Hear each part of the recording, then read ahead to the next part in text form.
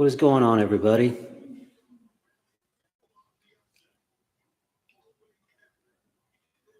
Welcome to the watch party between the Georgia Bulldogs and the TCU Horned Frogs. Be a great game.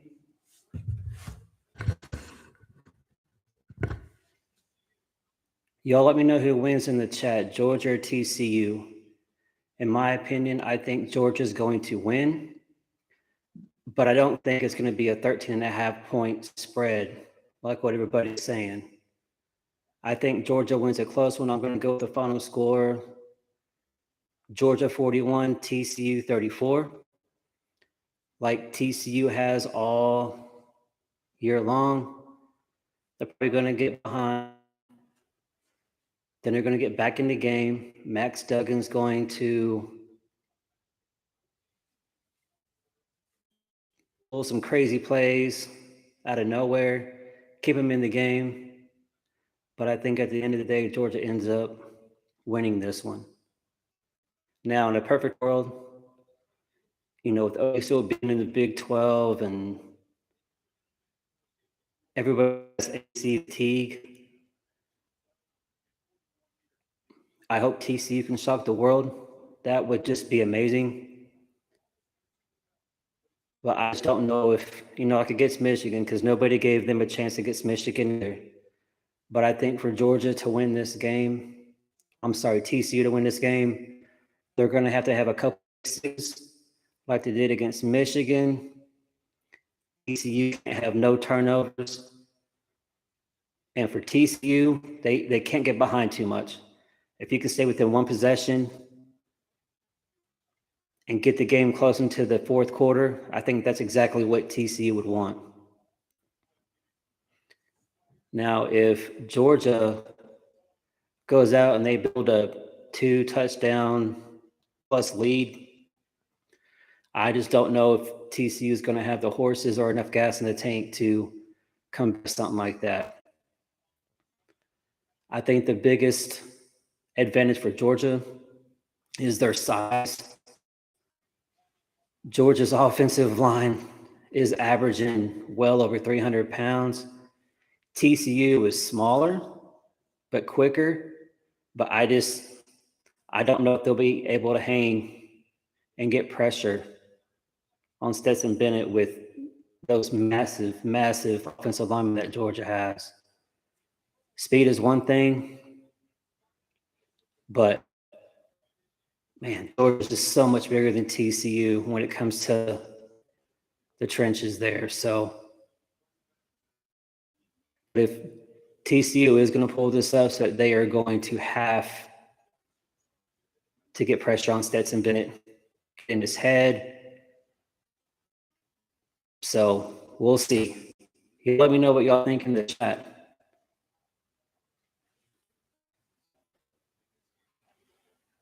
A little bit more.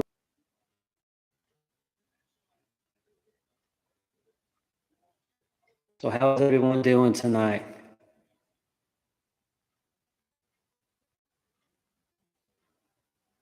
And we are going to commercial. So this commercial break here, we should be getting to the kickoff. So for TCU, they got to get a quick start. Ideally for them, they're going to have to go down, score on the first drive. They got to get points. They got to get that confidence building up. They got to get the confidence. So like I said earlier, I think is going to be the final score prediction.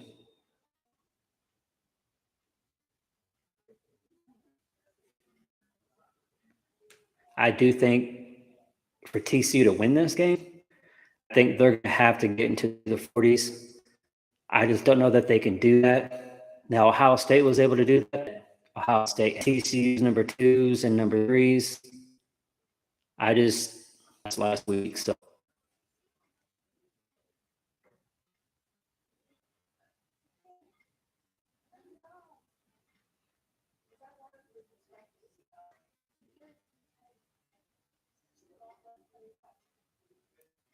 Parker, say hi. This is my son, Parker. He wanted to come down to the basement and watch the game with us. So, Parker, say hi. I also play football, and I also have a passion for YouTube. Yeah, he plays football here where we live, St. Louis area. But he's excited to watch this national championship game. Parker hopes one day that he'll be or have the opportunity to play for beloved Oklahoma Sooners one day. So,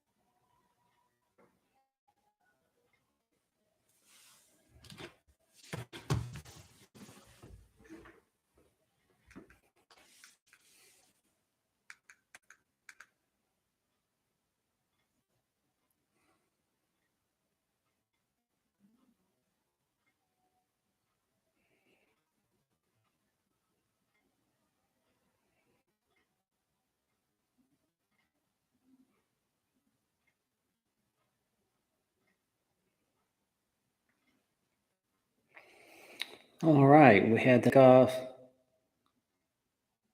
So, y'all let me know.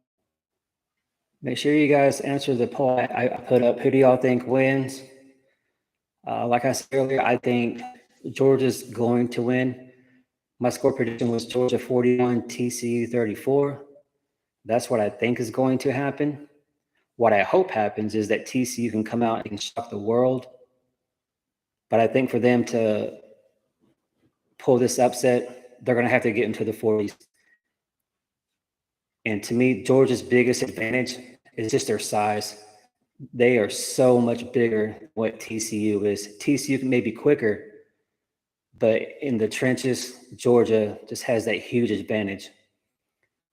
And then another thing for TCU, last week Ohio State was able to stretch the field on Georgia's secondary. They have a handful of great, great top receivers.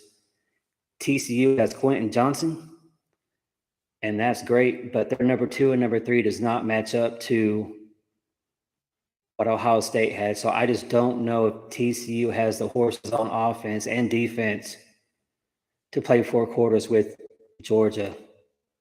For TCU, they got to get off to a quick start. Can't have turnovers.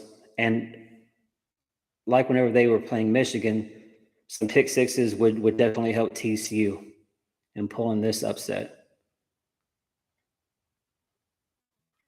TCU got to get a quick start. They're going to have to get this game and keep it close into the third, fourth quarter. If Georgia gets up 10, 14 points, I know this year, being a Big 12, being a big OU fan, we've seen TCU come back from multiple deficits, but this ain't the Big 12, y'all. Georgia is a whole nother beast here. So if TCU gets behind double-digit points, I don't see how. I don't think they have the horses. I don't see how they can come back from something like that. So they got to get close. So,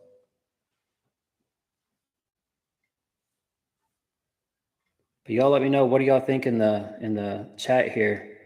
What's your guys' score prediction?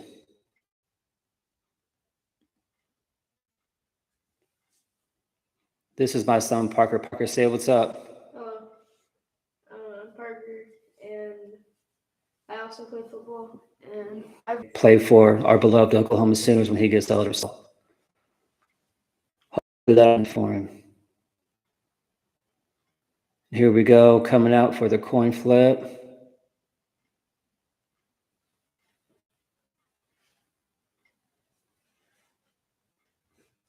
If I'm TCU, I want to win and I want to give the ball to Georgia to start off. That way, if we are down a little bit, no worries. Where they can get that extra possession to start the second half.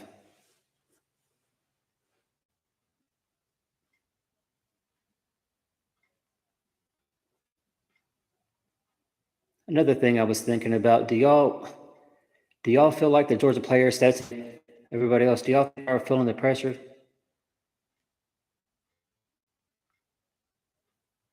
Do you think the pressure on undefeated, trying to win back to back is in their head at all? I feel like Kirby Smart's way too good of a coach to coach with some nervousness. So, but I just that's if he's in his head is thinking, man, all this pressure's on me, trying to go back to back.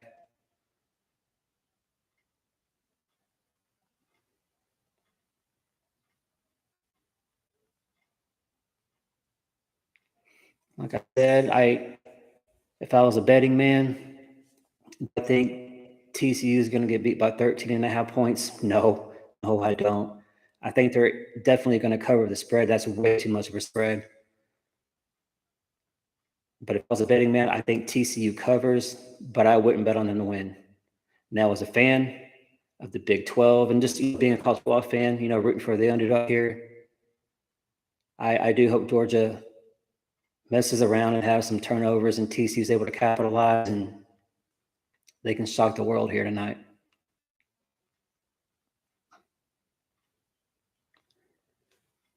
First year for head coach Sonny Dykes, came from SMU.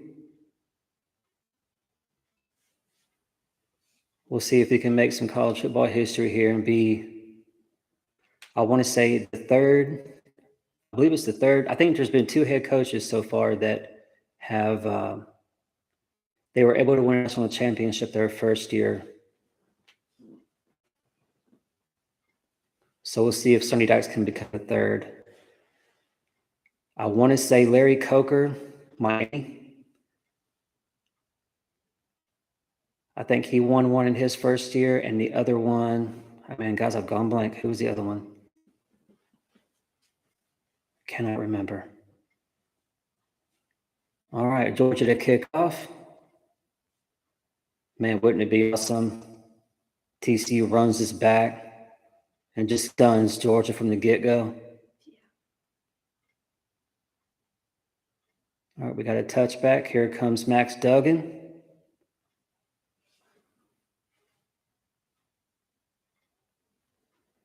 He's going to have the best game of his life.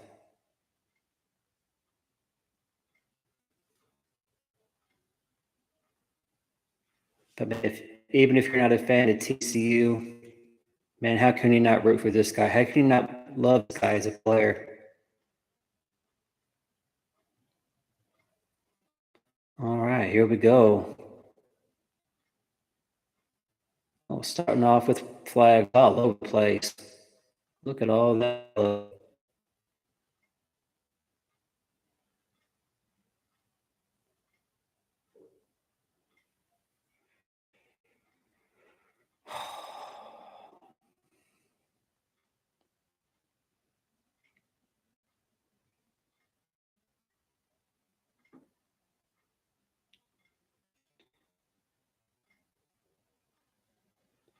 First and 15. That's not how TCU wanted to get this started. Oh, overthrows his receiver. Man, if they had connected there, that would have been a big play because he had his defender beat. feel like coming into this game, Georgia's been here, done that. Georgia's way more relaxed. TCU, the nerves got to be like nothing they've ever experienced before. TCU in motion. Little pass here, a couple yards, 3rd and long on TCU. And for TCU, this is not how they wanted to start this game. But I think it's going to take a few drives for TCU to calm down, get their nerves under control. They just got to hope that the TCU defense can come out and ball out from in this game. Got 3rd and 12.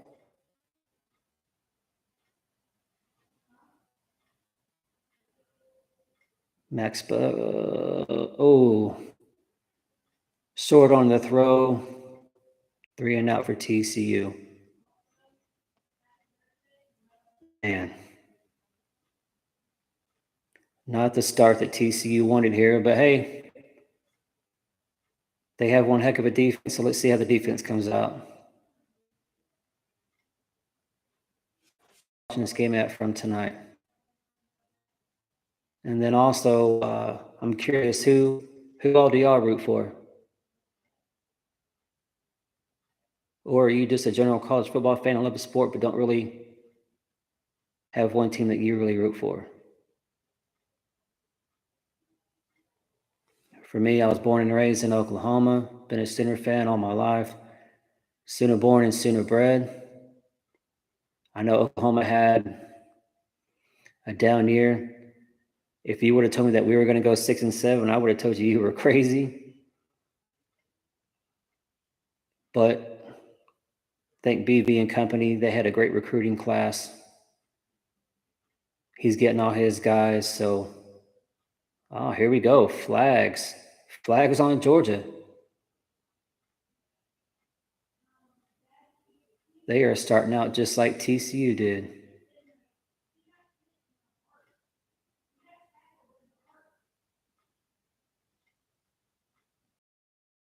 All right, let's go TCU.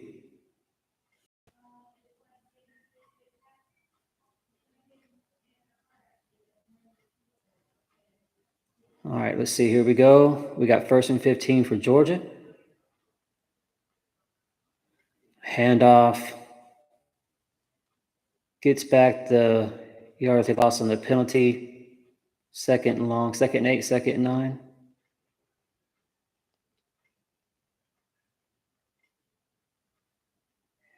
For TCU here, if they can get a 3 and out on Georgia and get that offense back on there, hopefully the nervous for them has calmed down some. They can try to get that offense going and put some points on the board. Stetson Bennett back. We got 2nd and 8. Long pass over middle. Brock Bowers. That man, he is one hell of a player. The big tight end, best tight end in the country. It's not even close.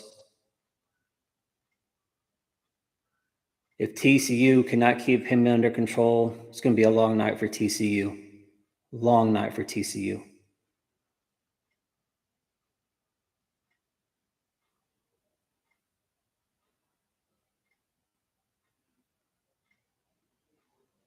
First and 10. Georgia on TCU's 34. Stetson Bennett back. Short pass. Almost gets a first down. Chat. Yeah.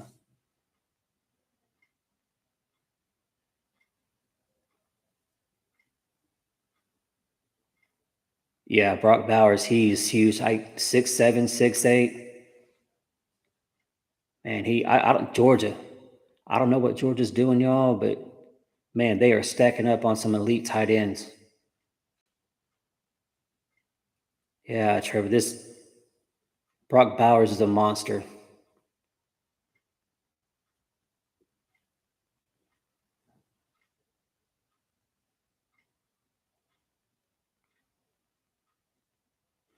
First and 15.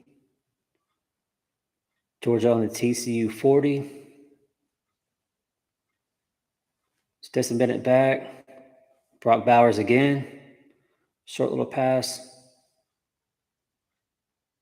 Gets 12-13.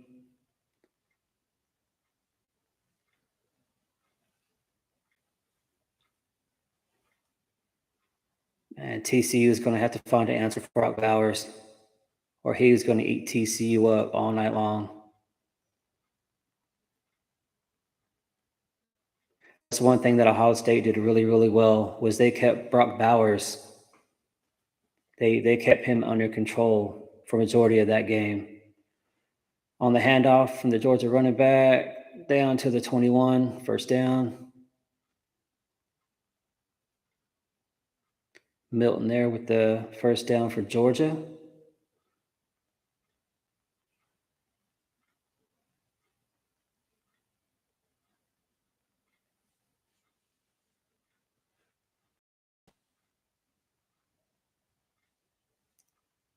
In the chat, y'all let me know, where are you guys watching the game at tonight?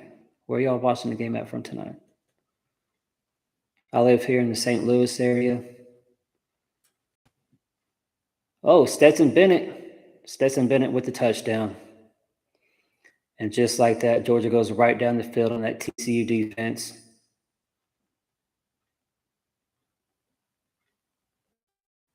That's the ideal start for Georgia. TCU, you guys are going to have to come out and you guys are going to have to put up points on this next drive here. What people don't realize is, man, Stetson Bennett is way quicker than what everybody thinks. He can definitely run. That is definitely part of his game as a quarterback.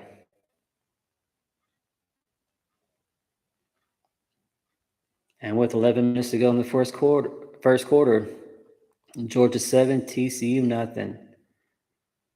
Can TCU respond?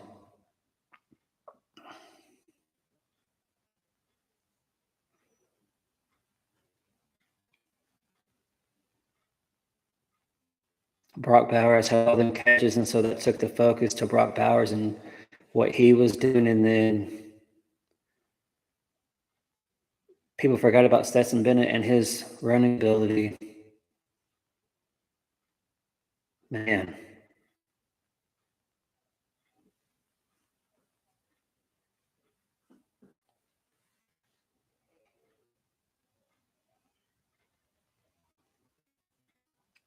If y'all have any, make sure you guys like and subscribe my channel. I'm a newer channel to YouTube. I've been doing this since like September, but I'm really enjoying it. Love college football. Love the Oklahoma Sooners. That's my team that I root for. But we have a lot of fun here. We talk about sports. I'm a military vet. As you can see, I'm wearing the Army hat, but I enjoy talking about sports, the Oklahoma Sooners. I plan on covering the Oklahoma softball team here in a month when they get started up. Going to see if they can three-peat. So I plan on doing a lot of live streams with that coming up. I also keep up on recruiting. I really enjoy all the recruiting and everything that goes into that.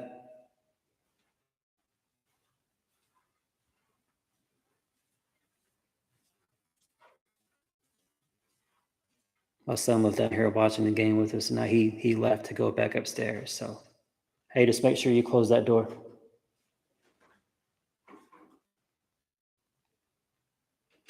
Y'all let me know in the chat who's your team. Who do y'all root for?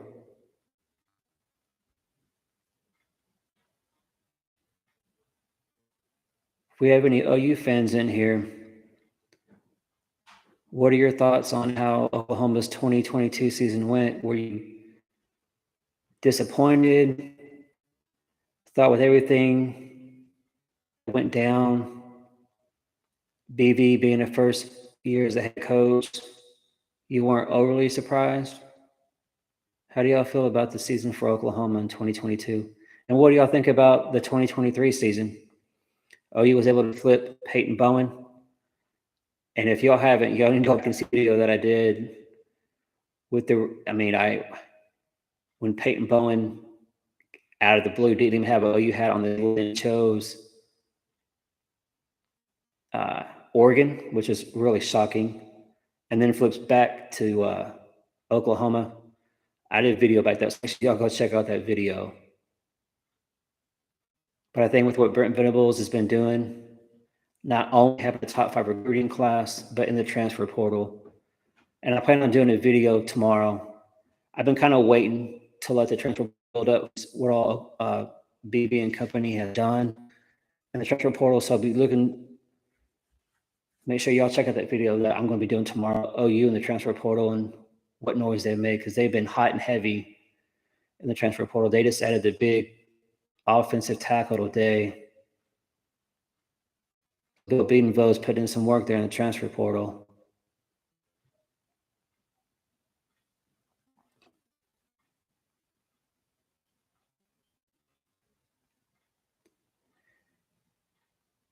TCU's back on the field.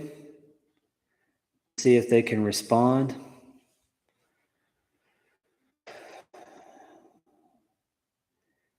TCU 1st and 10 on the 25.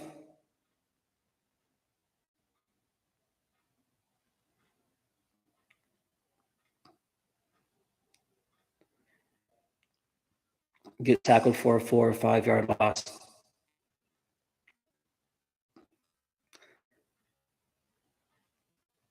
Man, Georgia is so much bigger than TCU.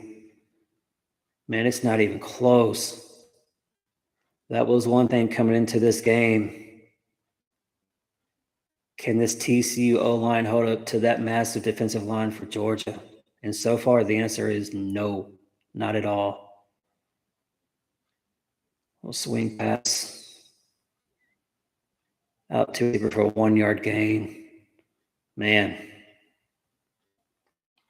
Georgia is definitely looking the part as the number 1 team.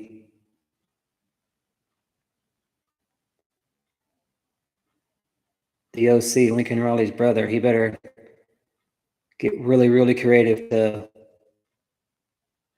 do some damage to this Georgia defense. TCU 3rd and 14. Max Duggan back. Looking. There was a short pass, but almost picked off by the Georgia defender there. 4th and 14. So far, TCU has no answer. Holding on Georgia. First down, TCU. TCU is saved by a penalty on Georgia. Kirby Smart not happy. Let's see. Oh, sure did right there. Held on the shoulder. That's kind of a ticky-tack call. Sometimes you see that play and it's not called, but there it was. So TCU gets a fresh start. We're back for TCU. Oh, fumble. The turnover. This is a nightmare start for TCU. Man.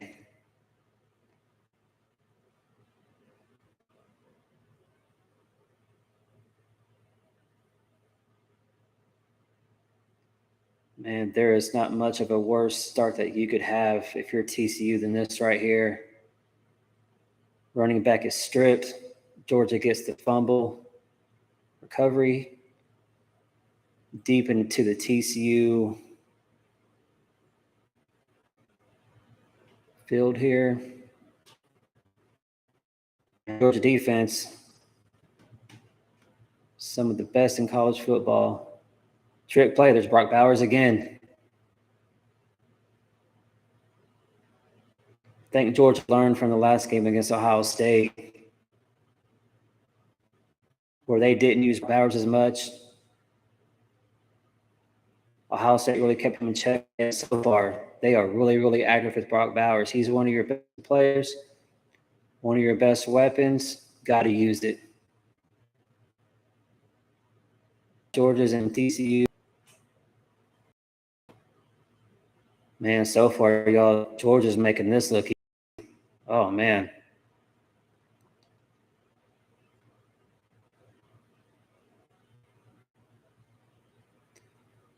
First and 10, Georgia's on 13. TCU. Hand off to the running back. He's down to the 10-yard line. 2nd and 7.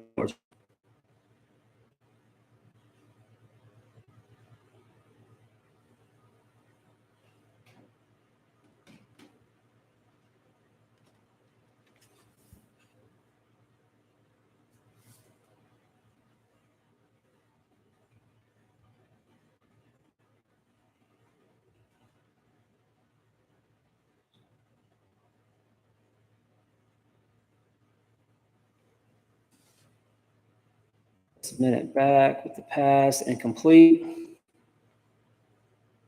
3rd and 7.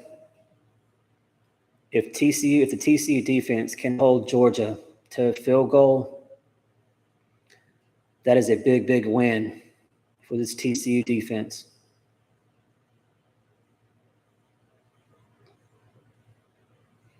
If I'm Georgia, I'm going to Brock Bowers right here. Big target. That's who I'm looking for. That's who I'm going for. Let's see what we got going on here. Stetson Bennett back. Looking. Completes a pass down to like the 8. TCU defense held. 4th down. That is a big win. Big win for TCU right here.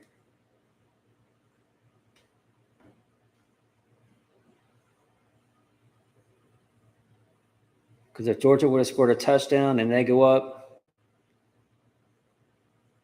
14-0, just like that, I think that would have been too much for TCU to handle. Kicker out here for the extra point.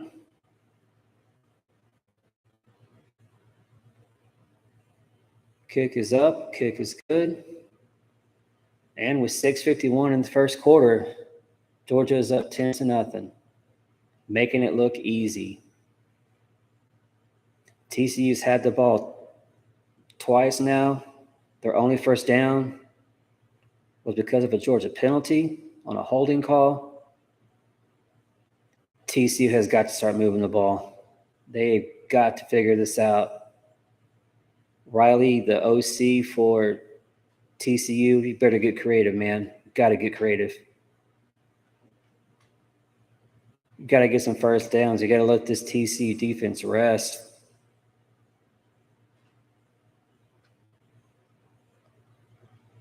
So what do y'all think? Y'all let me know in the chat. Is this how you saw the game going? Is this what you guys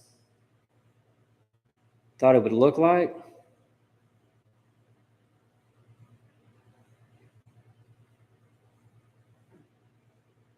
Man, we got way too many commercials.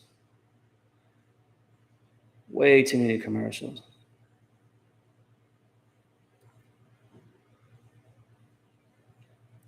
So another question I got for y'all. You know, there was some more buzz about Oklahoma and Texas moving to the SEC in 2024 instead of 2025. What do y'all think about that? I think to me it just makes sense. I think behind closed doors, Greg Sankey, the SEC, OU, Texas, I think they have something put in place because you have USC and UCLA jump into the Big Ten in 24. The playoffs are expanding to 12 teams in 24. The TV right deals, it just makes too much sense for it not to be 2024. Get rid of divisions. So as a Sooner fan, I can't wait. I can't wait to get out of this garbage Big 12.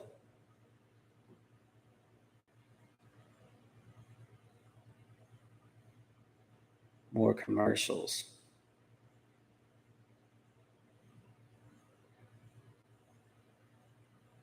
But with the conference realignment, if I was a betting man, I would definitely put. I think Oklahoma and Texas are in the SEC by 24. Just makes too much sense. You got so many changes coming in then, it just makes sense. All I know is as an OU fan this year, it's just this 2023 season, you're going to have the new teams coming in, waiting for the schedule. The schedule should have already been out, but we're not going to get that till February. I'm ready to see how they schedule Oklahoma and Texas here in the 2023 season. All right, back to the game. Georgia's fixing to kick it off.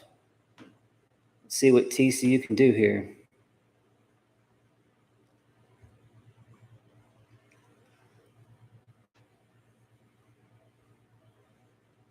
All right, TCU is going to take it out at the 25.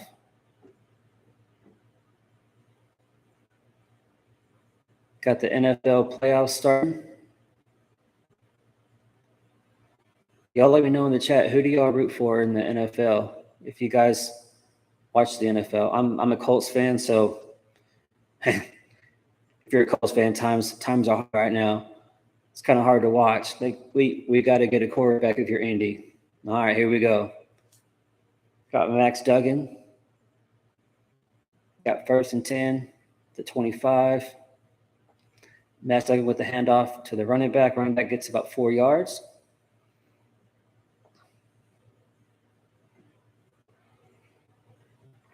We'll see if the TCU line can get any push for these running backs against this massive defensive line for Georgia. 2nd and 6.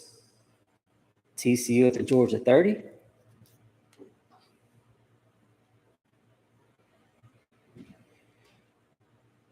Georgia making some adjustments on defense. Max Duggan back. Oh, we got a deep pass. T is wide open. Wide open. What a huge play for TCU right here. Down to the 12, 13-yard line. Davis for TCU, wide open. Man, that is just what TCU needed right here. Definitely had some miscommunication right there on Georgia's side. I'd like to see a replay on that because, man, he was wide open. TCU runs it down to the 6. All right, here we go. Oh, yeah, 22. Went in to help and left his man all alone. That is exactly what TCU needed right here. Got a Georgia player down, 97. Hopefully he's okay.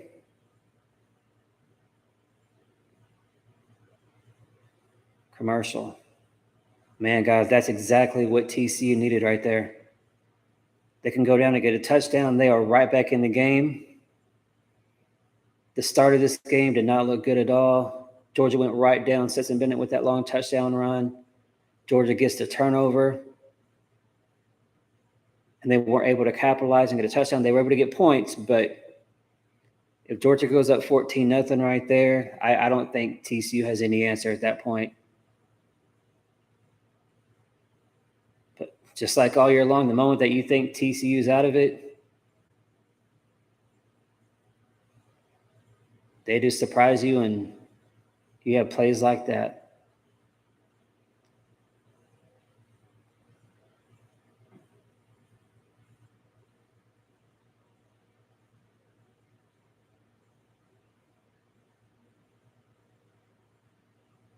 So I put a poll up in chat.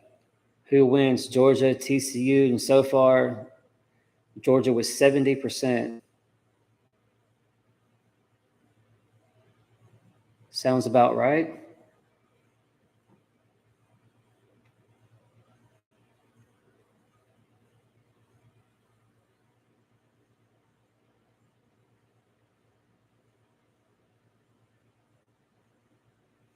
Like I said, to start this, at the end of the day, I think Georgia wins.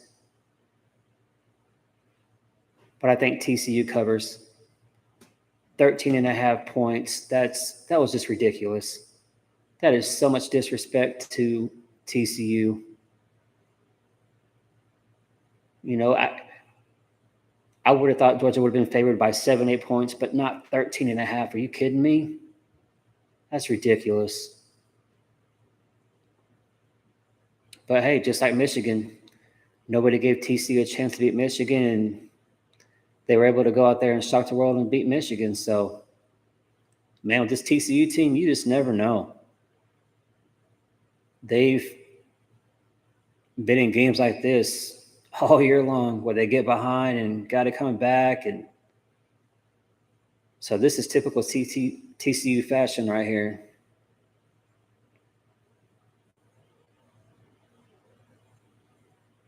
TCU definitely has to get points, but they can put it in the end zone right here. Yeah, replays of that crazy Baylor game. That ending was crazy. Insane finish right there. That was crazy. All right, here we go. Max Duggan and TCU at the Georgia 6. Hands off to the running back, down to the 2. 3rd and 1.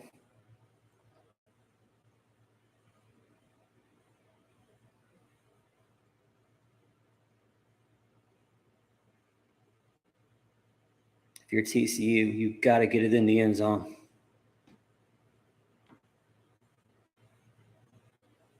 All right, here we go. 3rd and 1. TCU at the Georgia 2. Max Duggan holds on to it. Touchdown, TCU. They've run that play a lot this year. Fake to the running back, and Max Duggan runs it in. That's been their bread and butter down at the goal line this year.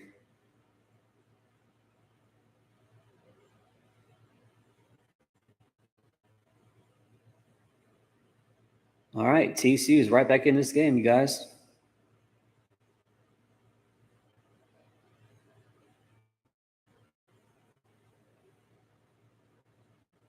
Kick is up, kick is good. With 4:45 in the first quarter. Sorry. Let's see if the TCU defense can come out here and get a stop and get the ball back for Max Duggan in that offense.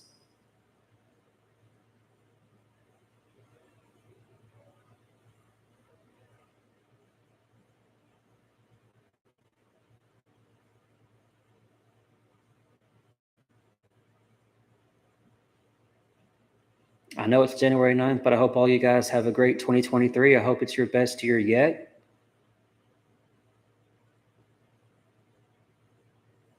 So happy New Year's to all of y'all.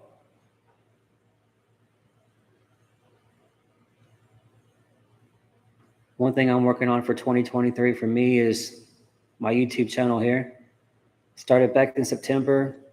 It's kind of a hobby. Didn't know if it was going to take off, but I've really enjoyed it. This is my second live, so y'all let me know how I'm doing. I would gladly take some criticism, things I need to work on, so y'all let me know. My first live was last month for early National Signing Day. But please feel free to critique me, things I might want to work on. I want to thank all of you guys for being here. I really appreciate it.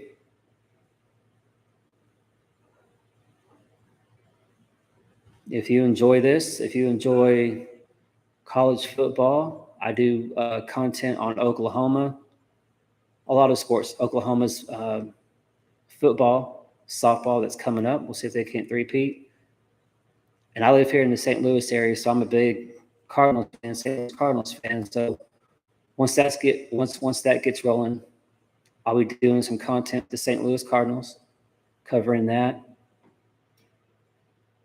And I'm a military vet, so from time to time, I like to do videos about our military and those companies out there, those businesses, those groups of people that help our vets. I like to share what they're doing to the world. They do great things. I know for me as a military vet, I've benefited from some of that kindness from people in our country. So shout out to all of our military vets. Thank you for all that you've done. Thank you for your service and your sacrifice to our country.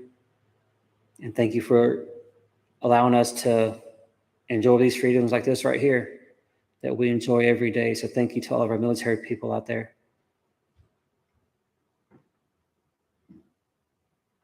But if any of this interests you, make sure you guys like and subscribe. I think I'm around 370 subscribers, but hoping to get to 1,000 here. So if you guys like what you are seeing here, or if y'all want to go back and look at some of my videos, feel free. Let me know what y'all think. Let me know what y'all. TCU with the kickoff. Georgia's running it back out to the 20, 25, 30-yard line.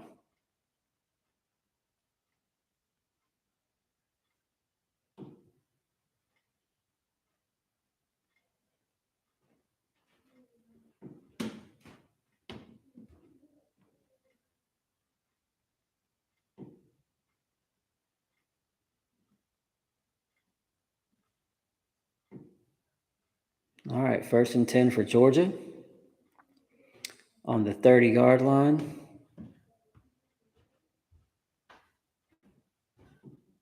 Stetson Bennett back.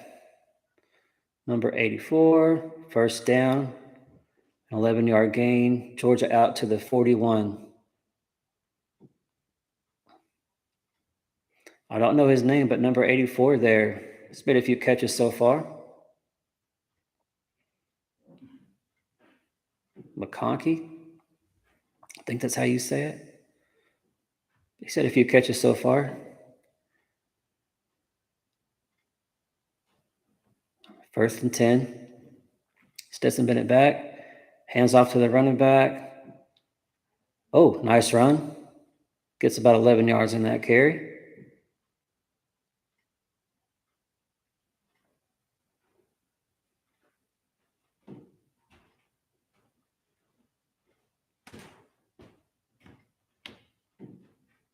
Man, this TCU defense so far, they just looked overmatched.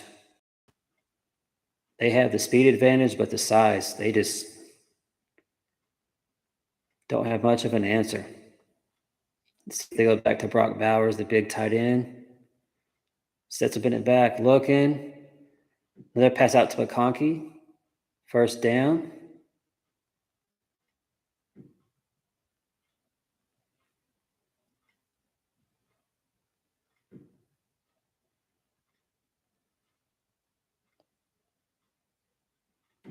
Georgia having no trouble moving the ball in this TCU defense so far. 3 minutes to go in the 1st quarter. See, this is where TCU needs like a pick six.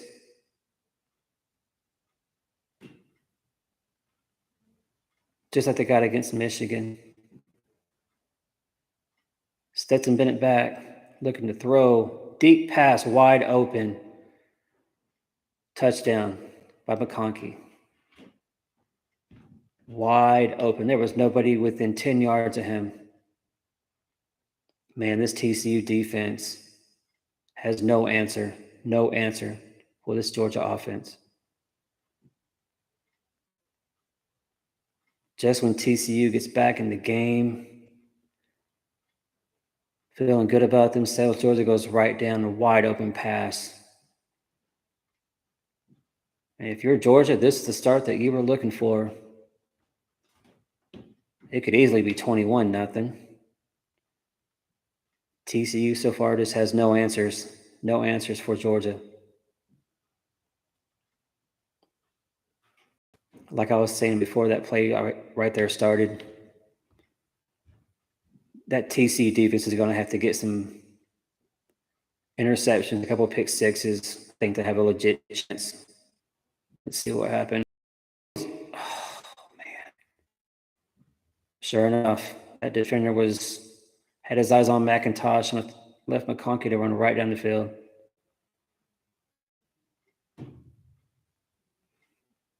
TCU so far just not locked in defensively. These kind of mistakes cannot happen. Cannot happen. Stetson Bennett excited. Has he got another touchdown pass? Man, if Stetson Bennett win this and they go back to back, wouldn't surprise me if you see some Disney movie about Stetson Bennett. TCU back, the kickoff runs it out to the 21, 22-yard line. Obviously, TCU wants to score right here, put up some more points. But if anything, they got to give their defense a rest. That defense already just looks gassed, out of sync. They just don't look good because Georgia's having no trouble at all going down the field. All right, Max Duggan.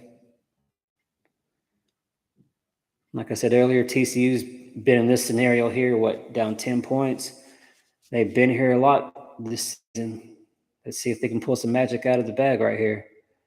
Duggan hands it off to the running back. Great run. Gets about 10 yards on the carry. Right up the middle.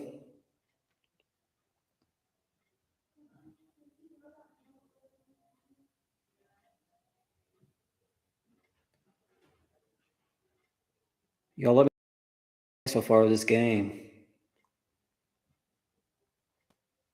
Are you surprised?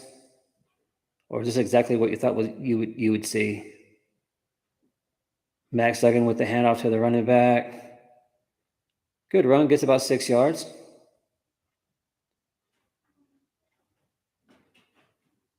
Max Duggan needs to look Quentin Johnson's way. Got to get him in the game, get him some catches. They got to get him going. 2nd and 3. Max Duggan looking over the Georgia defense. Max Duggan back. Pass out to number 19 for a first down and about 8 yards.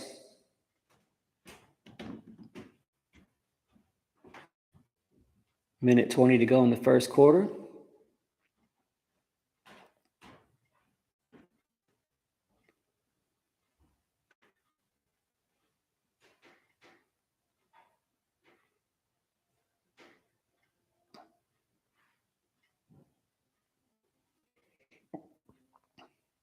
First and 10, TCU at the 48, 49.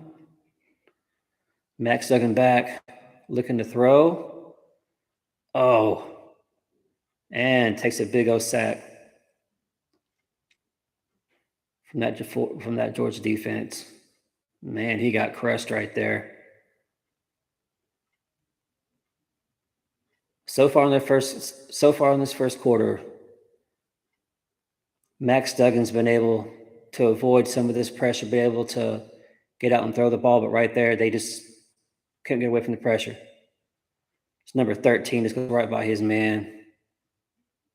2nd and 18. This is not what TCU needed. Max Duggan back, swing pass out to number 21 for a 2-yard pass. They're going to have 3rd and 16. And this is going to be the end of the first quarter. So, in the first quarter, we have Georgia 17, TCU 7.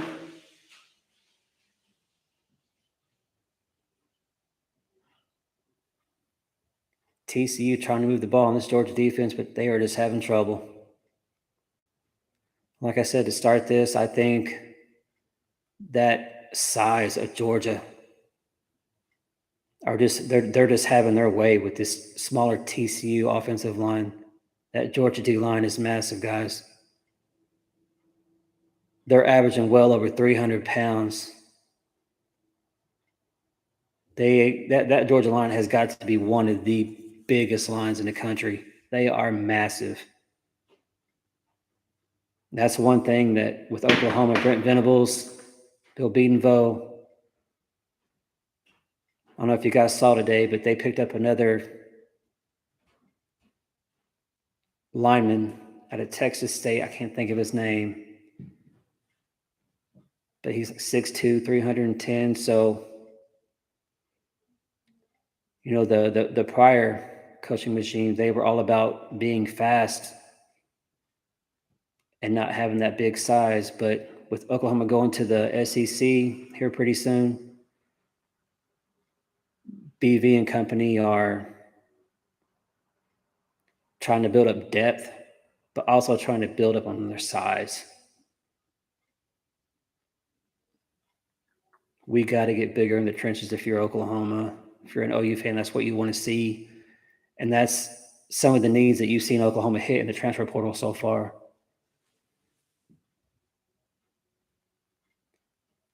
I could have went out and I could have done a video for every time somebody transfers into Oklahoma, but I've been kind of waiting to let it build up a little bit because this was a big weekend, this past weekend for Oklahoma.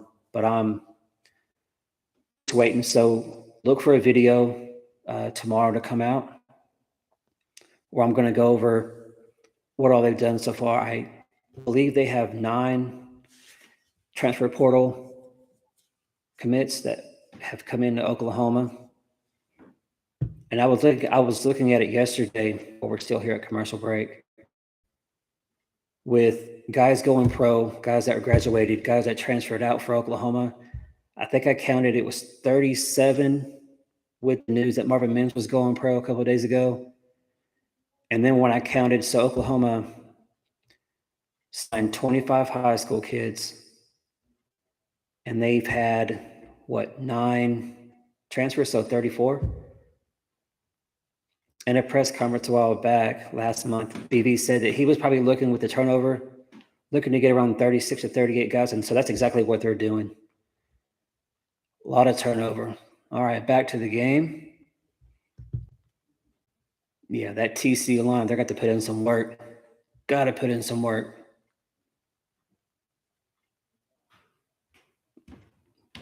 TCU at the 40. Max Duggan back. Looking to throw to number 11. Out for a good gain. But with that sack earlier, it's not enough. 4th and 5, 4th and 6 for TCU. Let's see what they do.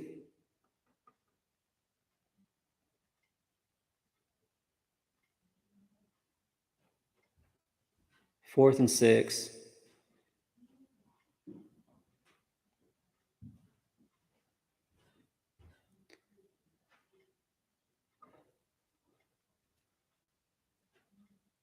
The Horned Frogs are out here to punt.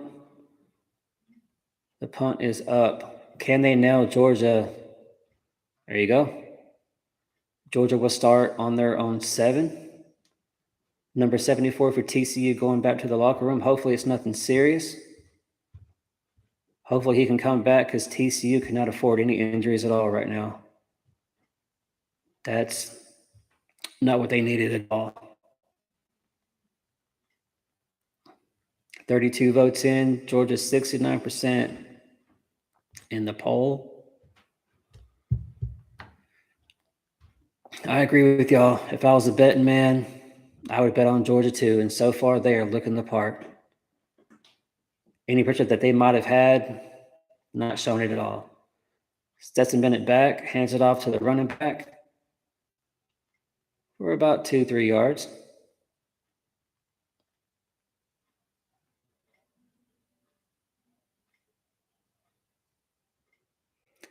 So far, I got to say, I'm not surprised. This is what I expected. This is what I thought we would see.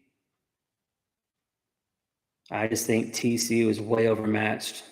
Way overmatched.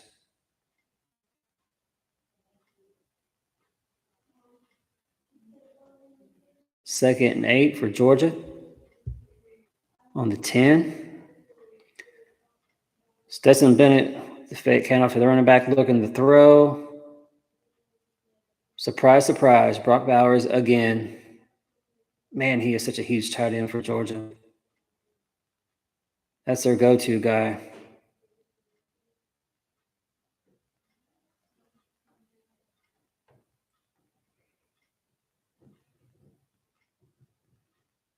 Brock Bowers caught that with 5 TCU guys around him. 1st and 10, Stetson Bennett back, looking to throw. Deep pass. Georgia catches it. Was that Bowers again? It was. Brock Bowers again. Man, that guy is a monster. What a player.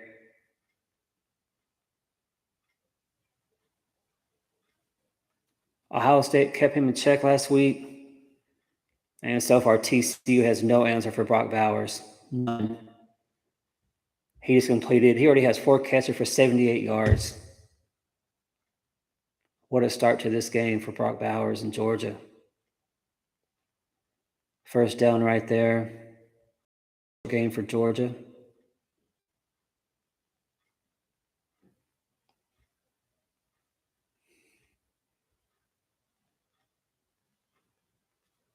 Brock Bowers, 19 touchdowns in the SEC. His first 2 seasons for a tight end. All right, here we go. 2nd and 10 for Georgia. Stetson Bennett back, looking to throw. Overthrown. 3rd and 10.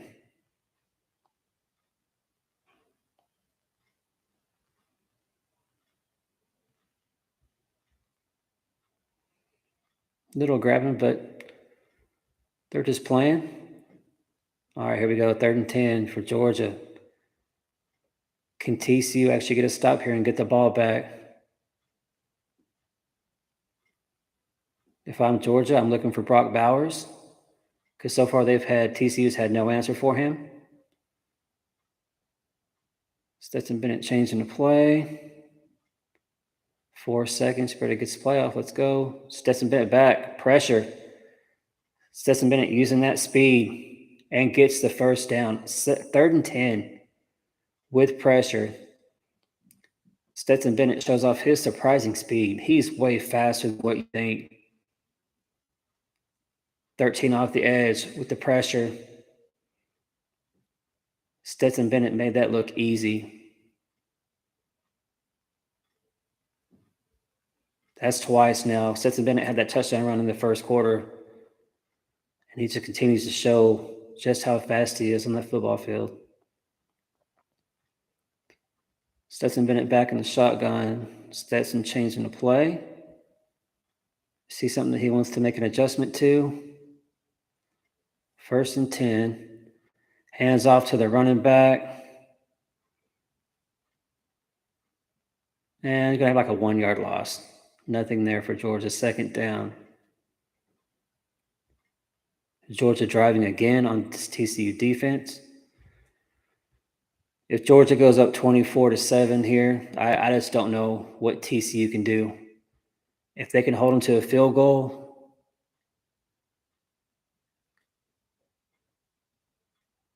that's a win. But if the TCU offense doesn't start moving the ball and putting up points, it's not going to matter. We got 2nd and 10 for Georgia. Stetson with the ball. Pass to number 30. Should be a 1st down. Let's see where they spot it.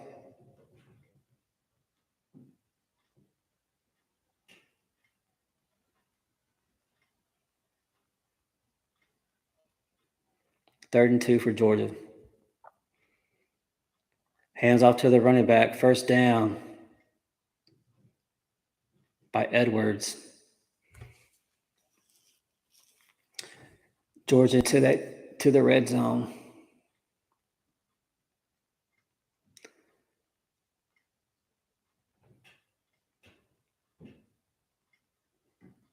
Let's see if TCU has an answer. Right now, if you're TCU, a pick 6, a turnover, it would be just what the doctor ordered. 1st and 10 on the 18 for Georgia. Stetson hands it off to number 6. Running back gets about 10, 11 yards. And the Georgia offense is moving the ball right down the field.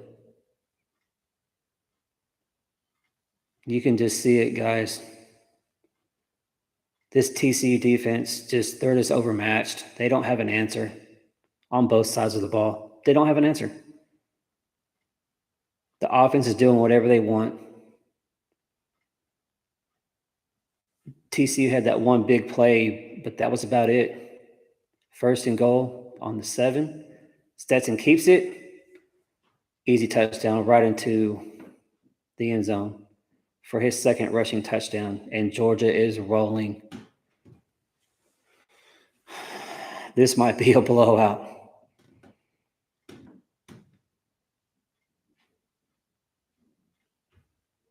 Stetson had blockers for him in front of him. They didn't even have to block anybody. He just plugs into the end zone.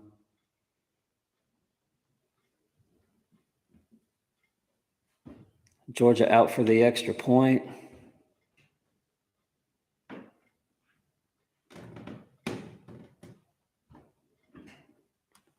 Kick is up. Kick is good. And with 8.5 minutes to go in the first half, Georgia has a commanding lead, 24-7.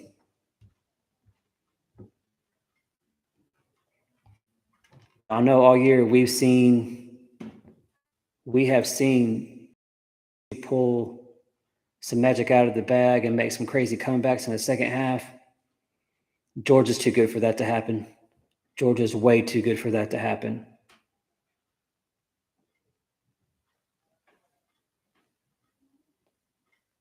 I think for TCU, the ideal thing right here is get the ball, have a longer drive, go down, score a touchdown, because they got to give this defense needs a rest.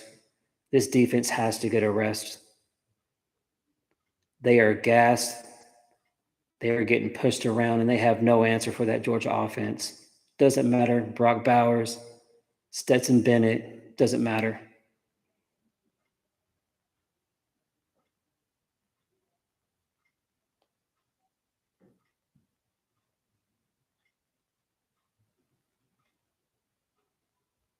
What do y'all think? Y'all let me know in the chat. Are you guys stunned? I did not see this coming. I didn't think Georgia would be able to go up and down the field on TCU like this. I really didn't. Adjustments can be made. But man, right now TCU just looks overmatched in every way.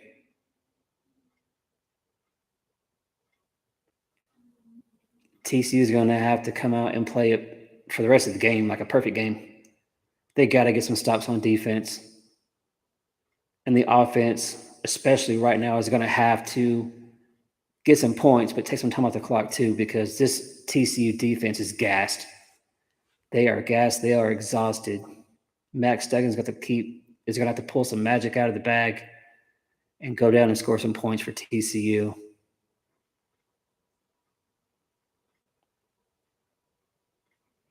Man, 24-7. This may be what? Could be 38-7 at half.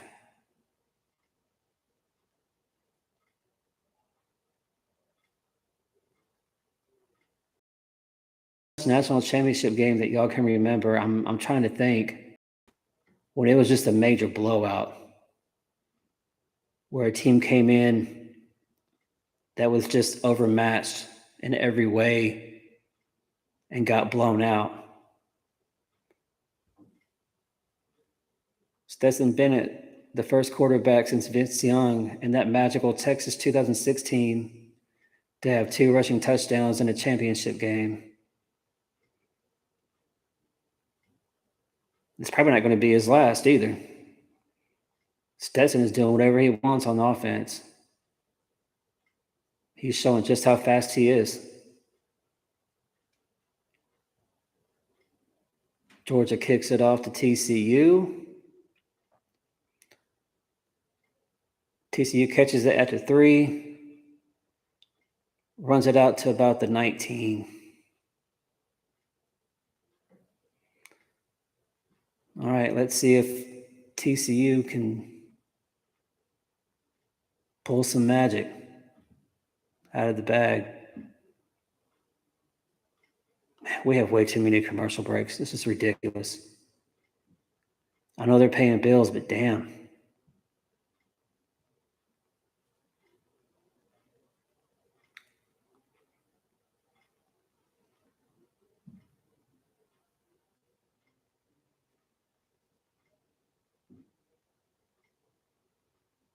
In the poll, Georgia's 69%, so everybody's overwhelmingly picking Georgia, rightfully so.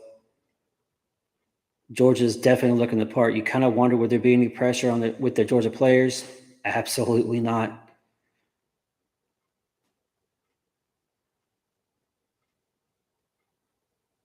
Prepping for this game, I'm sure Kirby Smart came out and just tried to keep the players calm, peaceful. Hey, just go out and do your job, and that's all you got to do. Don't overanalyze everything. Don't play anything crazy. Just play your game. You guys will be fine. That's exactly what Georgia's doing. If you would have asked me before the game, hey, Georgia's going to be up 24-7 halfway through the second quarter, I would have said I would have been surprised. I did not see this coming. Georgia being ahead is one thing, but I did not think it would be this easy for Georgia, or that they would have this many points.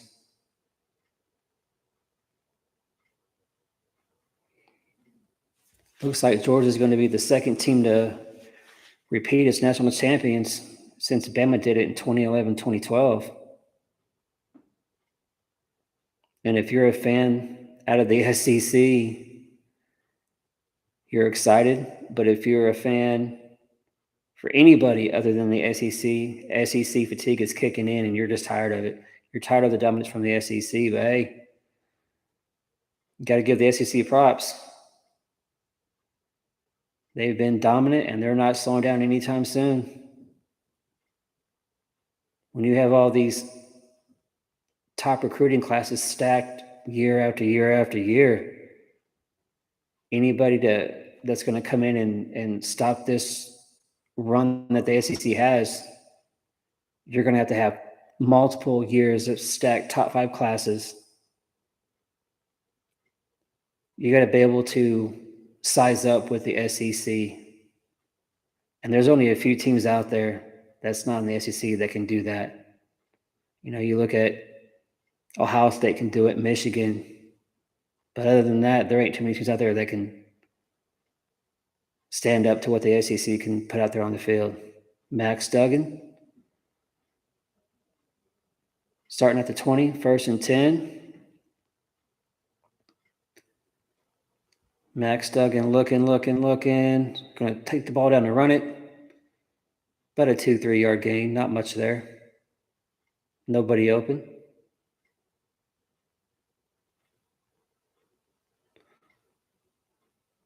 Yeah, there's nobody open. That Georgia secondary is just smothering them receivers. There is nothing. 2nd and 8 for TCU.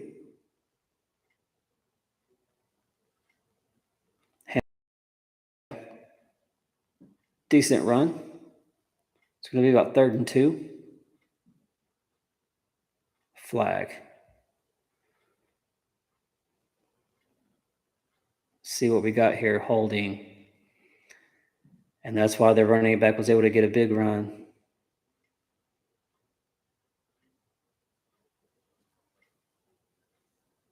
Going to be 2nd and long for TCU. And right there.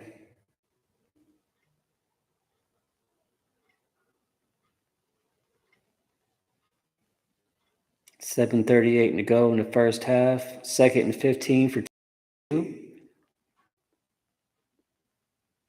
Catch by number 4 for about 4 or 5 yards. Again, TCU 3rd and long. Let's see what they can do.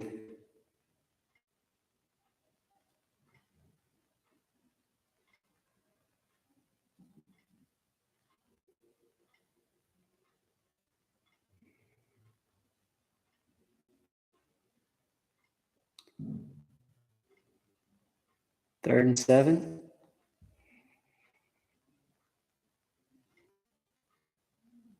TCU on the 23.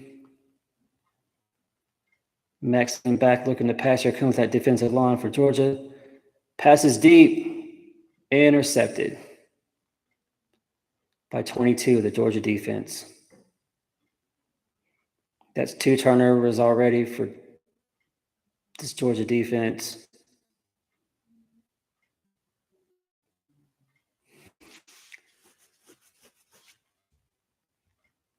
Guys, I think we're going to have a massive blowout.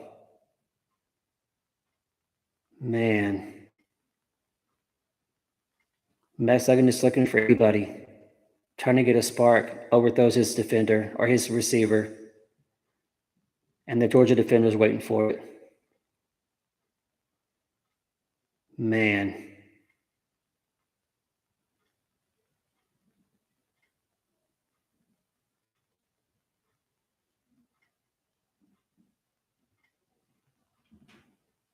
Man. All right, 6:34 to go. We have Georgia on the 34. Brock Bowers again. Brock Bowers is looking like he might be the MVP of this game, if not Stetson Bennett. Brock Bowers is having a huge first half for these Georgia Bulldogs.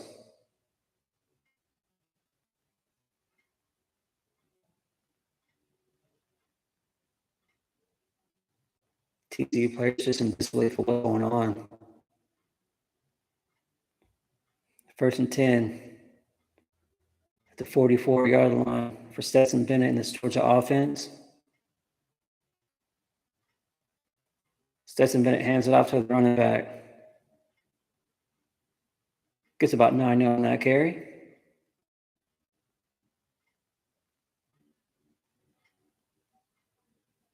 Georgia offense is just doing whatever they want. Doing whatever they want. The TCU players getting together, trying to figure this out, trying to get on the same page. 2nd and 1.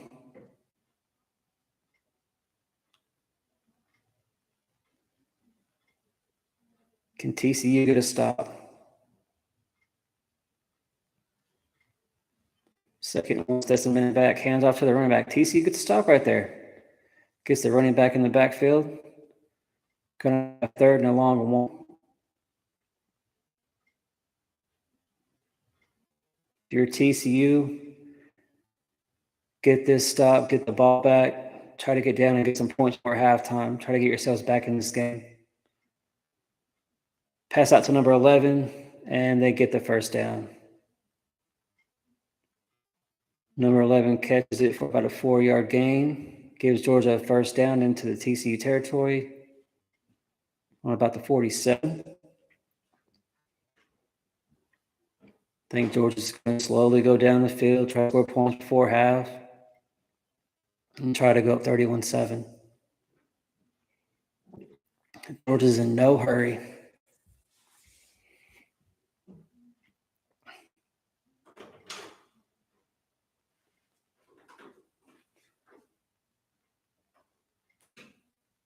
Another first down for Georgia. Stetson Bennett. The pass there.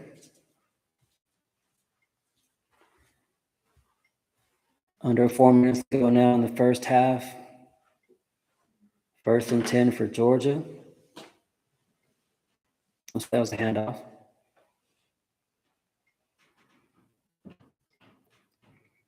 I think moving forward, just trying to use up clock, you're going to see a lot of the Georgia run game here moving forward for sure. Stetson Bennett back with another handoff, number 6. For a 6-7-yard gain. Flag. Holding on Georgia, so we're going to bring that back.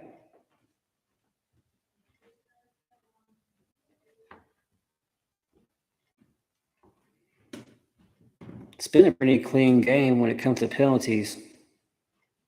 only had 4 penalties the whole game, so it's been pretty clean right there for these teams. All right, 3:20 to go, 1st and 20 for Georgia.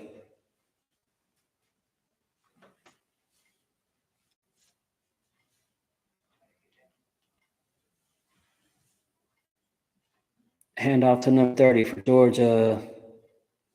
Gets 5-6 yards for Edwards, running back from Georgia. 2:55 to go. Georgia up 20,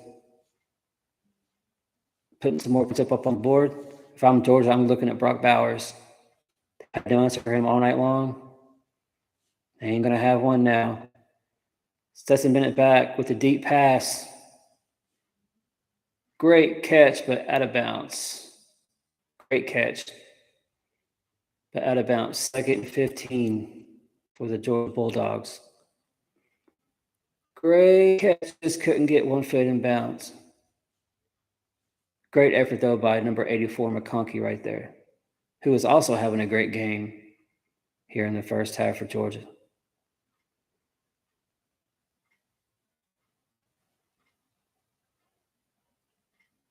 Third and 15.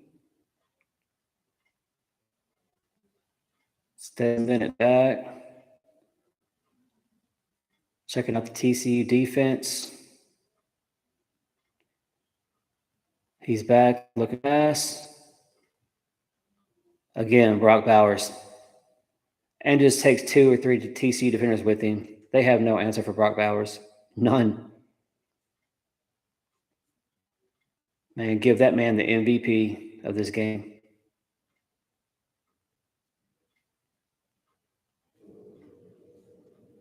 I mean, 3 guys in this area, and he's just making catches and then dragging people with him. What a first half for Brock Bowers.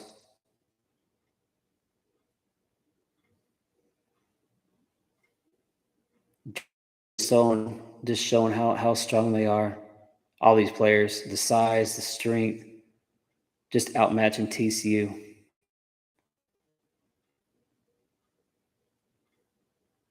Georgia takes a timeout with 1:41 to go, 1st and 10. Georgia looking to put up some more points before halftime.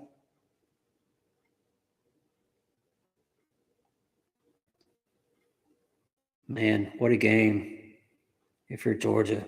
For TCU, this is worst case scenario. Going to be getting blown out at halftime. Max Duggan has pulled off some easy miracle finishes, but not today. Not today, Max Duggan. Not today. Looks like Georgia's going to be repeat champion here. Be the first to do it since 2011, 2012 when Alabama was able to do it.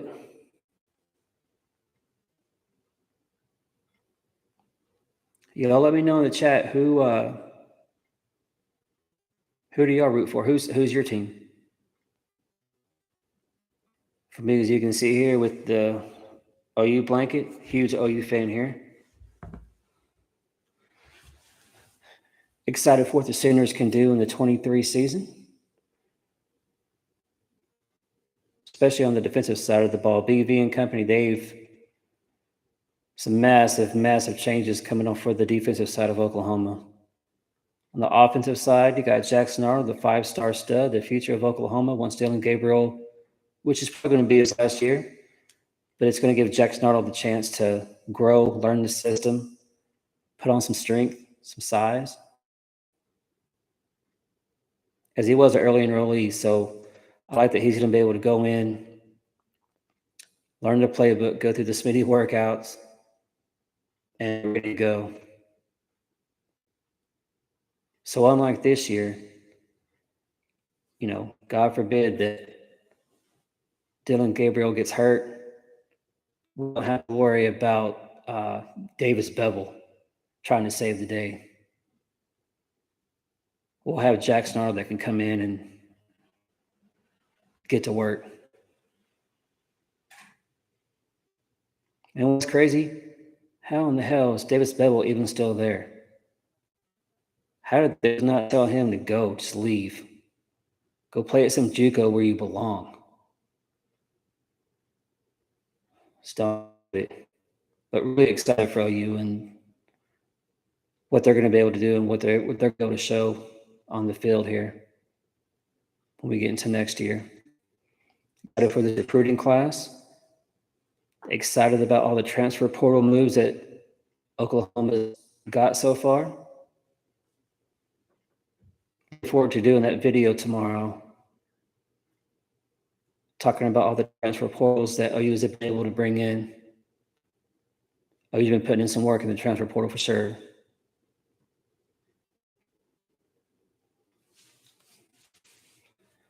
All right, we got 141 to go in the first half. Georgia looking to put up another touchdown on TCU here. Georgia on the 11, handoff to number 30. Gets about 6 yards on that run. Down to about the 5.5 yard line.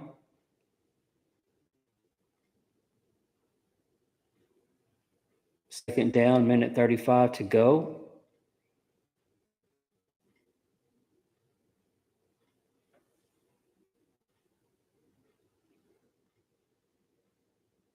Second and 3 for the Georgia Bulldogs.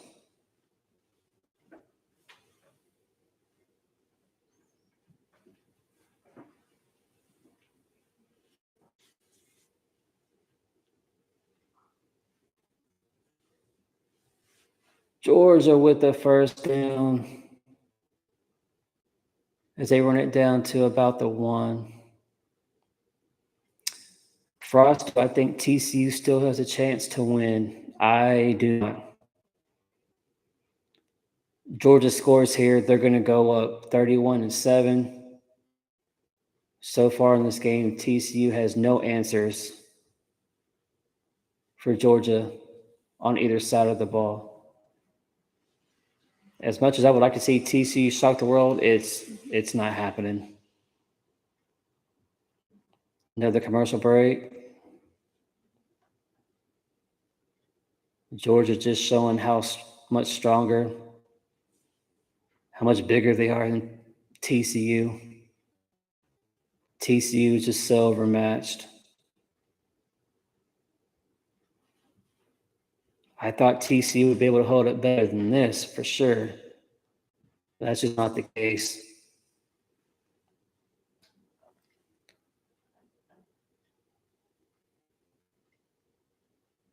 Way too many commercials.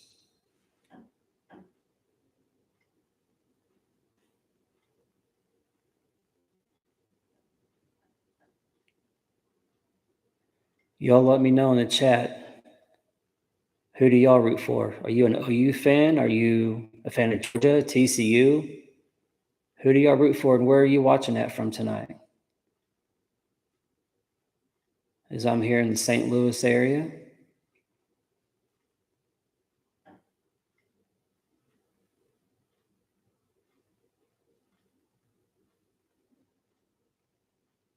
Make sure you guys hit that like button below. And if you haven't subscribed yet, make sure you guys hit that like and subscribe button for me, as I'm a smaller channel trying to grow. Looking forward to making a lot more content as football is winding down. I may do a little content on basketball when it comes to the OU program, but we're looking forward to covering some softball. Looking to see if Jordy Ball and the rest of them Sooners can go out and get a three-peat. They're definitely going to be the favorite to do it for sure. Got another OU fan in the house. There you go, Boomer.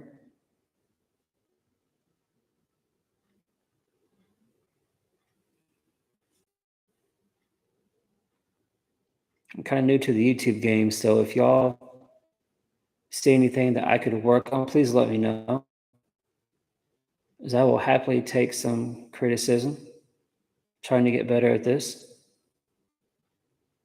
as this is my second live that I've done. My first one was whenever I covered early National Signing Day last month. Looking forward to doing some live streams when it comes to Oklahoma softball.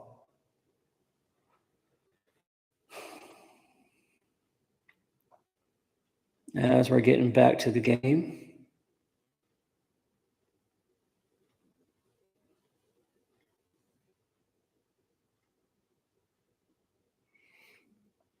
All right, here we go.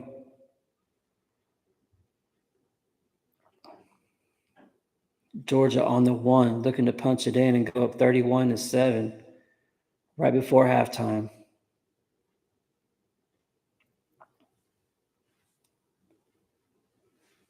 Just a minute at the handoff. Touchdown, Georgia.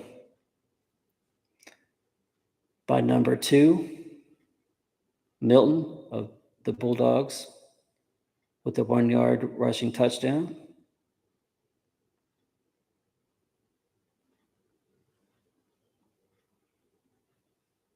Man, what a night for Georgia in that offense. What a night.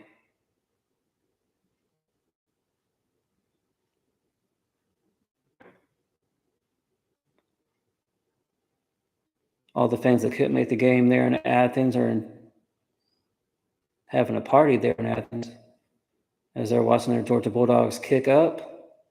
And the kick is good. So with 1:19 to go in the first half, Georgia 31-7. Georgia just doing whatever they want on both sides of the ball. TCU has no answers. And we knew that they were overmatched, but man, I did not see a beatdown like this come. Man. I put a poll up earlier. 68% of y'all think Georgia is going to win. I think so. I thought Georgia would win, but I did not think it'd be a blowout. I thought for sure I would have bet that Georgia would be able to cover with that 13.5 point line in favor of Georgia. Man, Georgia making it look easy as they are going to be repeat national champion.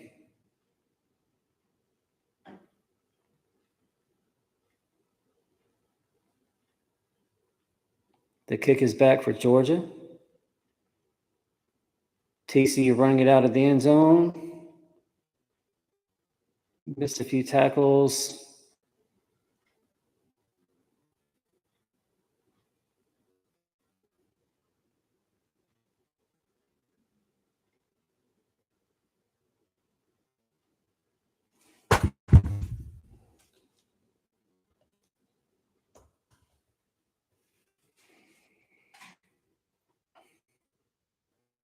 All right, can TCU and Max Duggan get anything going before halftime? Maybe put up some points on the board. Max Duggan back. Looking. 3 yards, 4 yards. So we are under 1 minute now to go in the first half. TCU trying to move quick. Max Duggan back. Another sack for that Georgia defense by number 99. That offensive line for TCU just overmatched. Nothing they can do.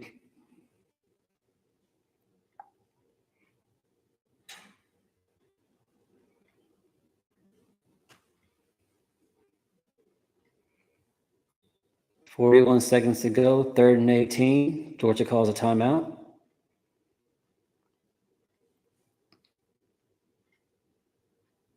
Give them a little rest here before they go back out and try to get a stop on TCU.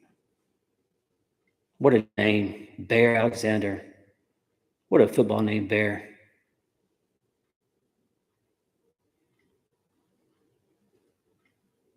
And his body type looks like a bear.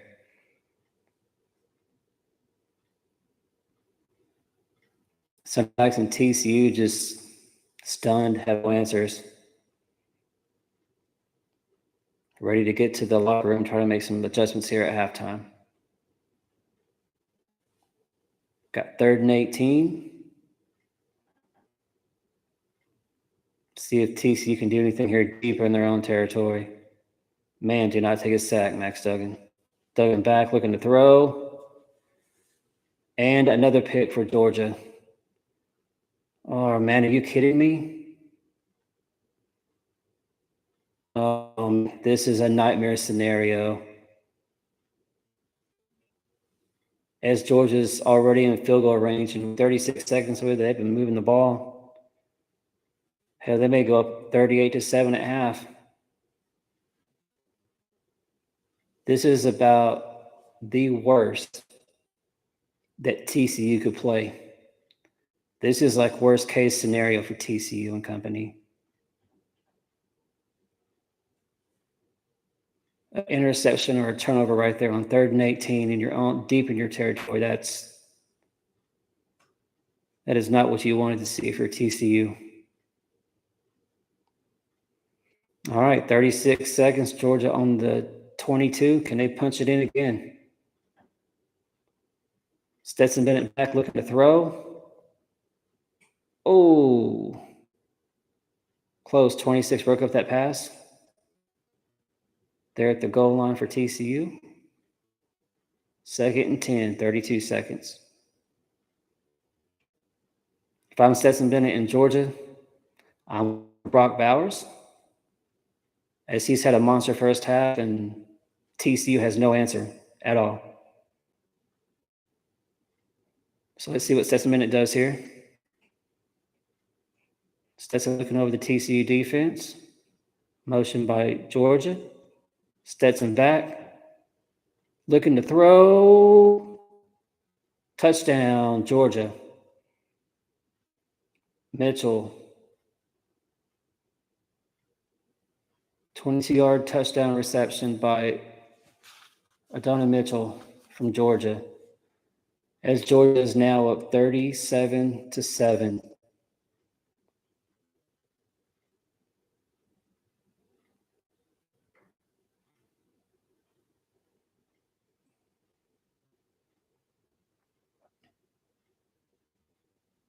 I mean, the TCU defender tried to fight there at the end, but clearly Georgia had possession there the whole time.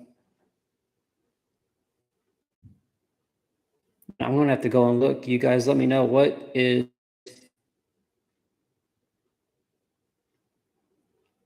the biggest blowout in a national championship game in college football? I'm not quite sure what it is, but this might be it, the way things are going. 2 plays, 22 yards in 10 seconds. Georgia out for the extra point. Kick Georgia 38-7. As we near halftime. This game is over. As I'm sure Georgia will come out, maybe play the starters one more drive on offense and put in the backups. Looks like the backups for Georgia can see a lot of playing time here in the second half of this game with the blowout that we have going on. And for TCU, I mean, there's just not anything they can do. They're overmatched in every way. There's no adjustments that can be made. There's nothing that they can do. But hey, for first-year coach and Sonny Dykes, you're 13-1. Did y'all realize that they were supposed to finish 7th in the Big 12 Conference, let alone make any noise towards a championship run here like they've done? So for TCU, what a magical season, but at the end of the day, Georgia's just too much to handle. TCU runs it out to about the 25 with 21 seconds to go.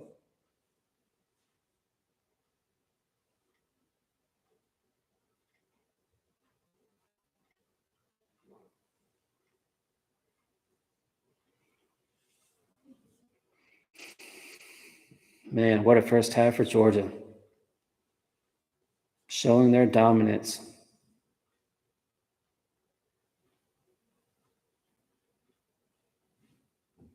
You know, Alabama's been dominant since 2009 with what? 1, 2, 3, 6 national championships, I think, since 2009. Looks like Georgia may be taking over that as the team, the premier program, as they are going to repeat as national champions. They continue to have top tier recruiting classes. So Georgia is showing no signs of slowing down anytime soon. And I think it's safe to say that Georgia has overtaken Alabama, for sure.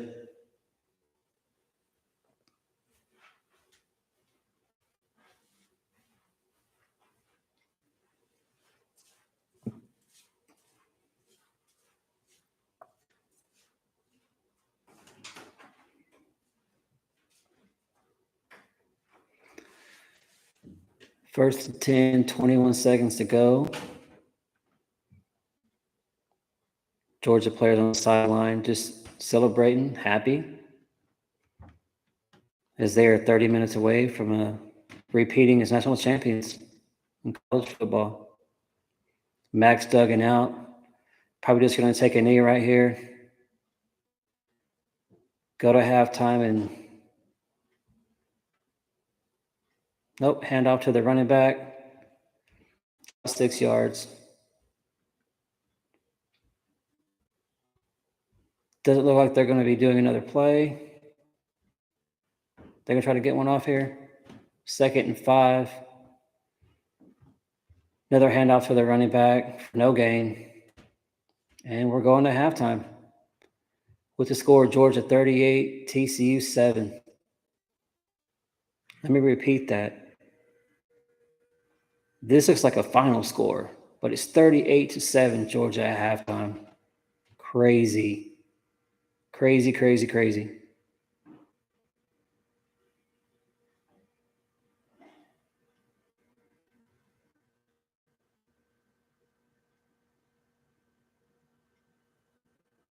Man, if you're TCU, there's nothing you can do.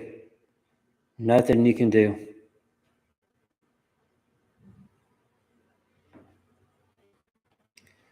But it's been a magical season for TCU. Nobody saw this coming. TCU wasn't supposed to make any noise.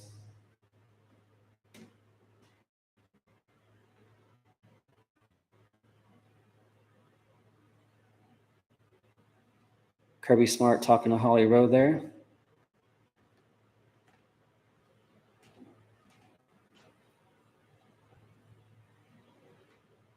Players going in to get some rest. You're probably going to see a lot of starters stay on the sideline. Give some of these young guys and backups a chance to experience being a national championship game.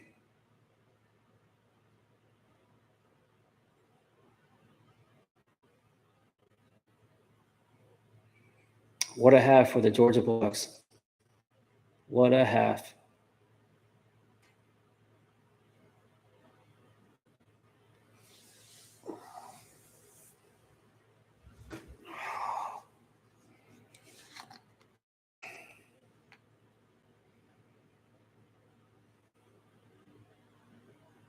How many of you guys are excited about the 12-team playoff coming up in 2024? You guys excited? Do you agree with it? Is it too many teams? If y'all can make the rules, how many teams would you guys have in your playoff bracket? I definitely think it should have expanded. For me, give me 8. I think 12 is a bit too much. But hey, you know, when it comes to college football, at the end of the day, it's all about the money. And so that's where we're headed.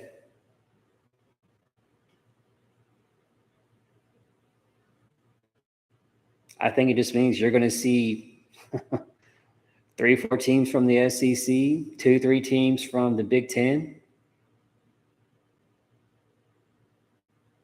You know, the Big 12 is going to get 1, maybe 2. Pac-12, 1, maybe 2.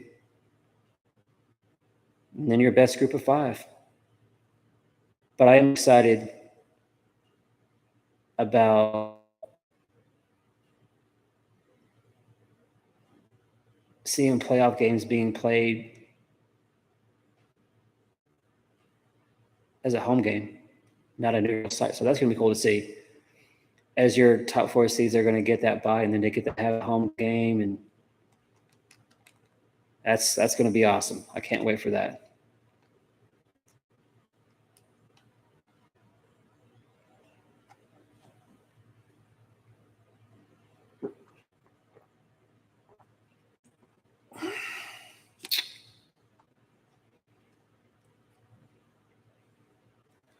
I was going to go back there to my bar, make me a Jack and Coke, but I'm trying to do better. I enjoyed the holidays a little bit too much, so got to be a bit healthier. So have me a Premier Protein shake here. Trying to get my protein in.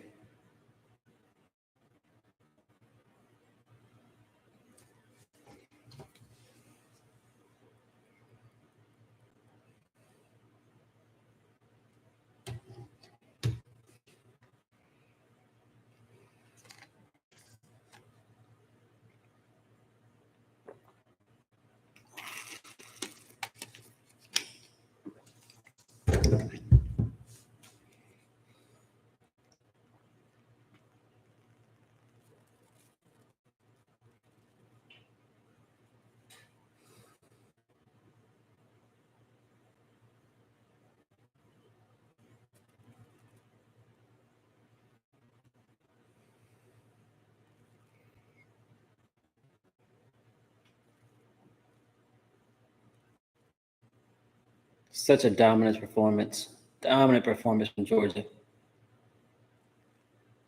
I really thought TCU had a little chance to make some noise. Not the case at all. Georgia is 30 minutes away from repeating as national champion. Stetson Bennett there on his first touchdown run. He's having a heck of a game. Brock Bowers, amazing first half. Georgia defense has a couple turnovers.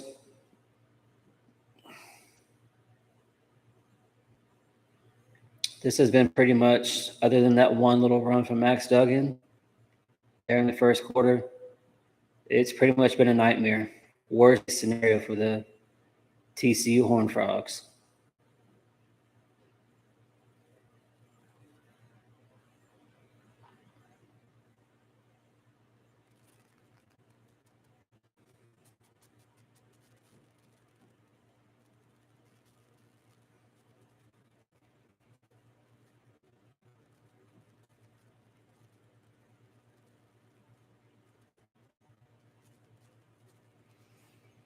Georgia 354 yards of offense in the first half, averaging 0.3 yards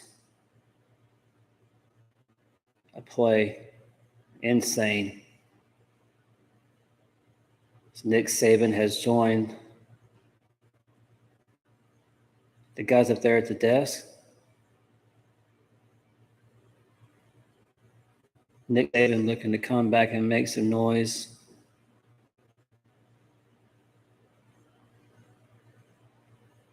Here in the 2023 season.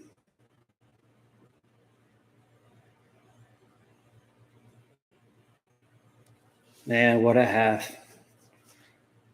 I did not see that at halftime.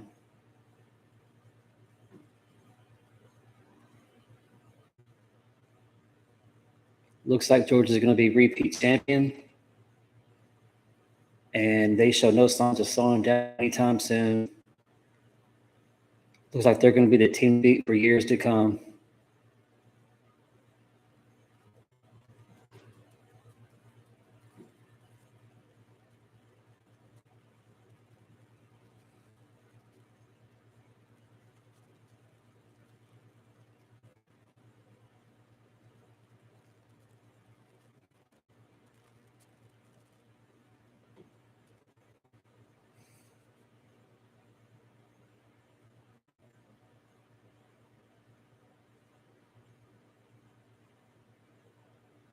With the first round of the NFL playoffs starting up next weekend. And if I was betting on that, I would put the Chiefs playing the Eagles in the Super Bowl. That's going to be my pick.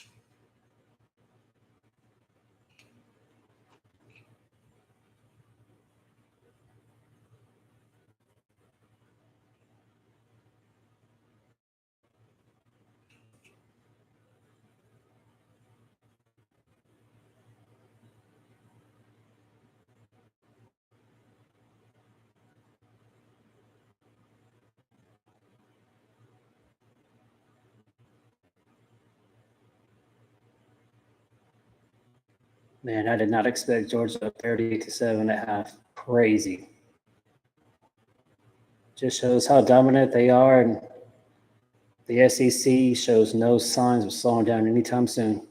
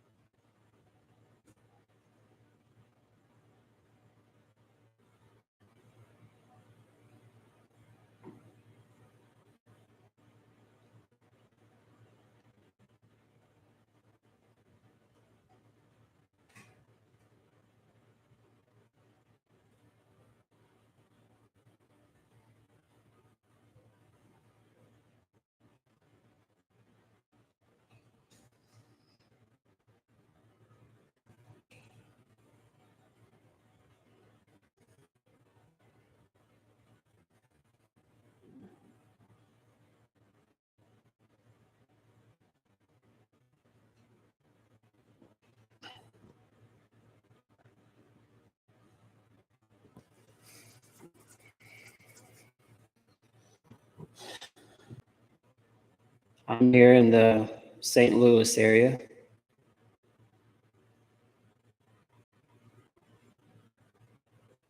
Y'all let me know who you guys root for. Are you Georgia Blues? Who's your team? Your team.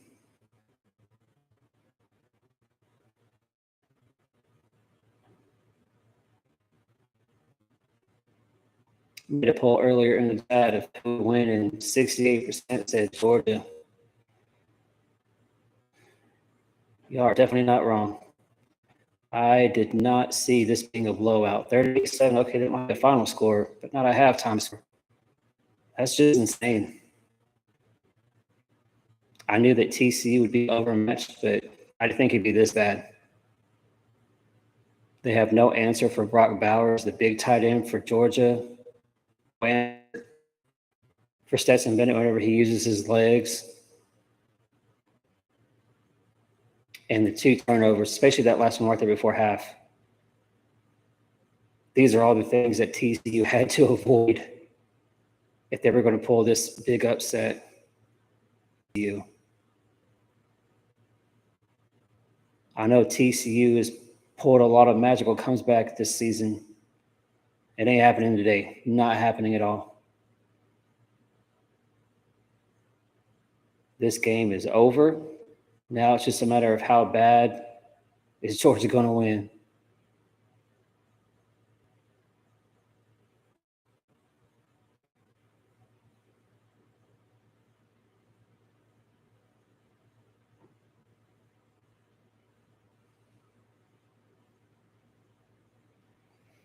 Well, we got a half left, and then this 2022 season will officially be over.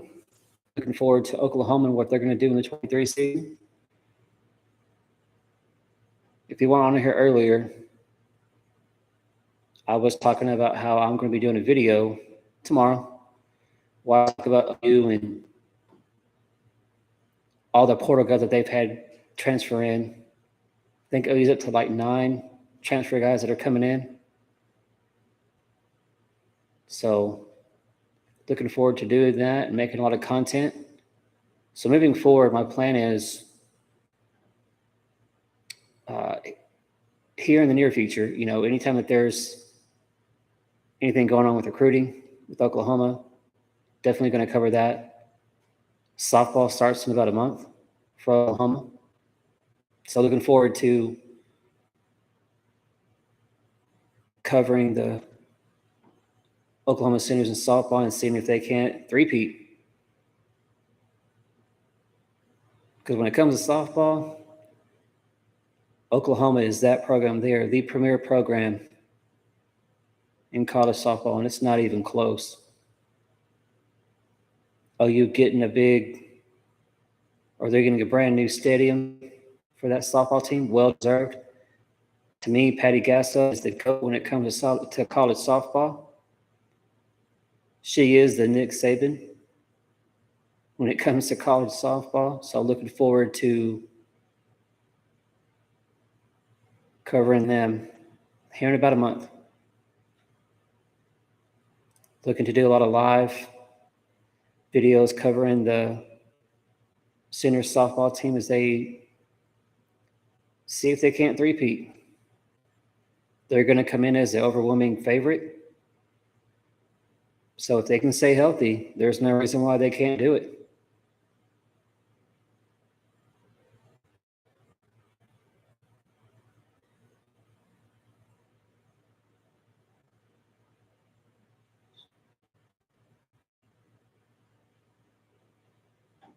What's up, Kip? What's up, John?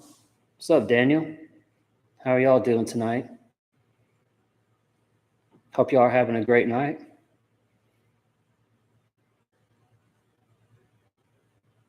$38 votes now in the poll. Georgia 71%. Got that right. TCU has no answer at all.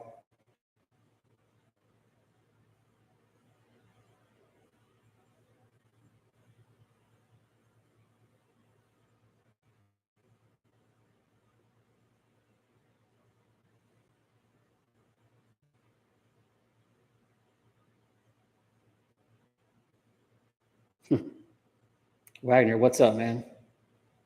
How are you guys doing tonight?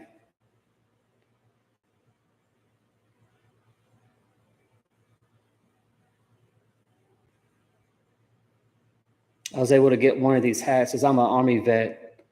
And so whenever Army played that Navy game, and I was able to get the hoodie that you saw that they were wearing on TV, but this hat, I was able to get this hat, and it was one of the last ones. So I was in field artillery. So, they were talking about the field artillery in the game. So as you can see, I was in old iron sights, and that's what they were promoting if you were in the Army. So this is the logo on the back. So it's pretty cool to see Army wear uniforms that was covering the unit that I was in, the old iron sights. I was stationed in El Paso, Texas. I was there 10 years ago. So right after basic, we knew that we were getting orders to deploy, so we deployed. And then towards the end of deployment, unfortunately, we were in an accident. We were hit by an IED and suffered some injuries, but I'm fortunate to be here, blessed to be here. And I'm excited to be here talking to you guys. Go dogs. Uneducated sports talk. What's going on, man? Your Georgia Bulldogs are looking good, looking dominant. Glad y'all could be here tonight. Appreciate it. For all you guys that are in here, if you haven't, make sure you hit that like video. And if you like what I'm doing here at Warriors Paradise, make sure that you guys subscribe, as I'm looking forward to doing a lot more, not just football content, but college content. As I'm a big Oklahoma Sooners fan, as you can see behind the blanket here. But I'm also a big St. Louis Cardinals fan. If any of you guys are fans of baseball, so looking forward to covering that as I live here in the St. Louis area. So, are any of you guys that are here, were any of you guys in the military? We got any vets in here in the house?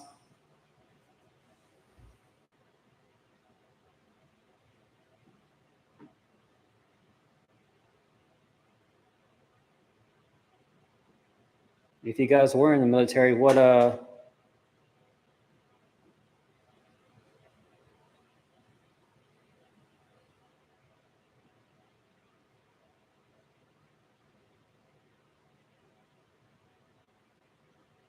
where are you guys watching this game at from tonight? So you guys here in the chat, where are you guys watching the game at from tonight? Where are you guys from, and who do you guys root for? Obviously, we got some Georgia fans in the house, so you guys are having a good night. Infinity, yes. I was in the Army for 3 years. I had plans on going to officer candidate school and making a career out of it, but this wasn't meant to be. It wasn't in the plans. So I had to medically retire, unfortunately. But blessed to be here in Augusta, Georgia. Go Dogs. What's up, Daniel?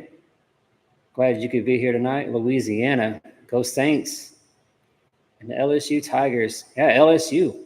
Man, what a first year for you guys.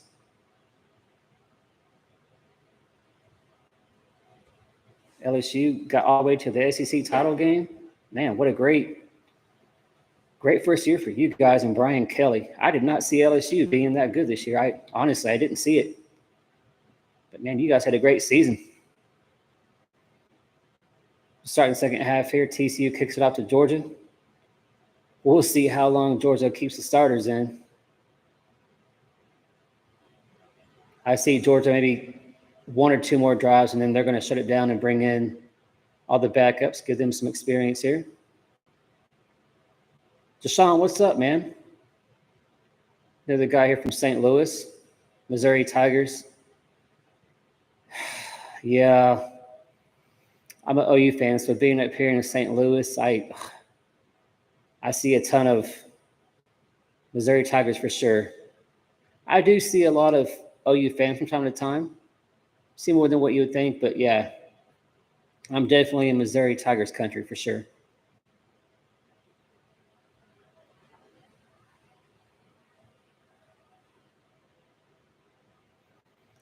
So how surprised are you guys tonight with the game?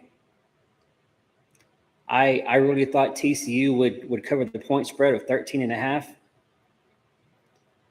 But if you would have told me, hey, the score is going to be 38-7, I would have thought you were talking about a final score, not a halftime score. So this is crazy to me. Stetson Bennett, so we got 2nd and 4. Handoff to the running back. Maybe a yard. Georgia's not going to be in any hurry. Just use the clock, waste it. Long drives down the field.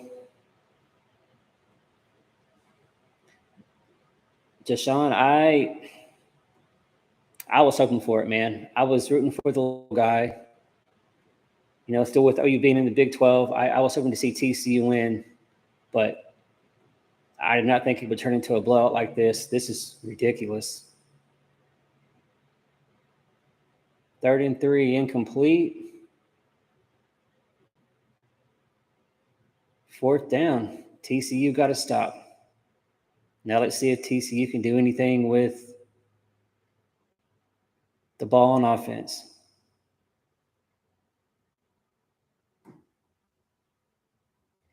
"42 votes, 71% think Georgia's going to win."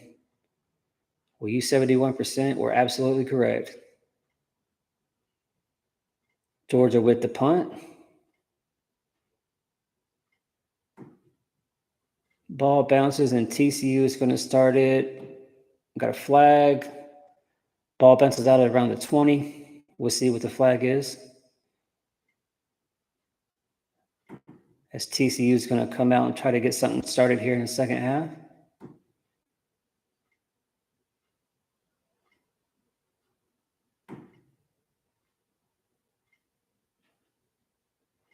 I just want to thank you guys for coming in and joining me.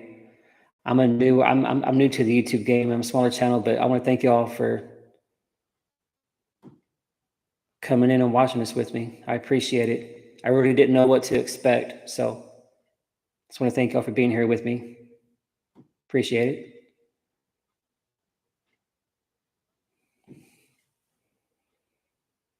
Yeah, Deshaun, I did not see this happening either. This is ridiculous.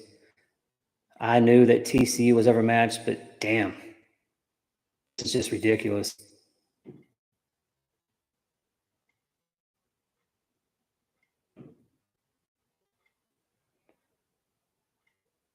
But for TCU and Sonny Dykes, what a great first year. They were predicted to finish 7th in the Big 12.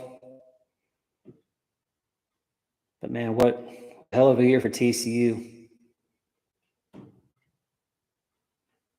Max Duggan with the ball, hands it off to the running back for a couple yards. This O-line for TCU, they just can't hold up to this Georgia defensive line. They're just outmatched.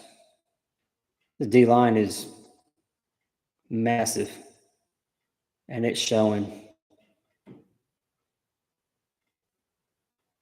Georgia is showing their dominance in every aspect of this game. It's ridiculous.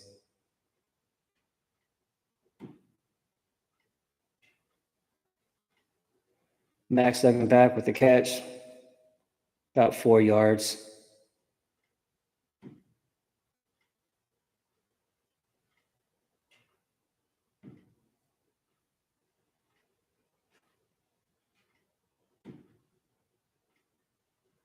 Lincoln Riley's brother right there, the OC for TCU. So speaking of Lincoln Riley, Arizona fired Cliff Kingsbury today. Do you think there's any chance that Arizona is going to reach out to Lincoln Riley and try to reunite him with Kyler Murray at Arizona? I think for sure they're going to reach out. But how much money and how much security are they going to give Lincoln Riley? Obviously, being an OU fan, I'm not a fan of Tebow at all, and how it's not that he left Oklahoma, it was how he did it that really pisses off the OU fan base. But would it surprise me if they came out and said, our new head coach for Arizona, Lincoln Riley? Would that surprise me? No, not at all. Not at all.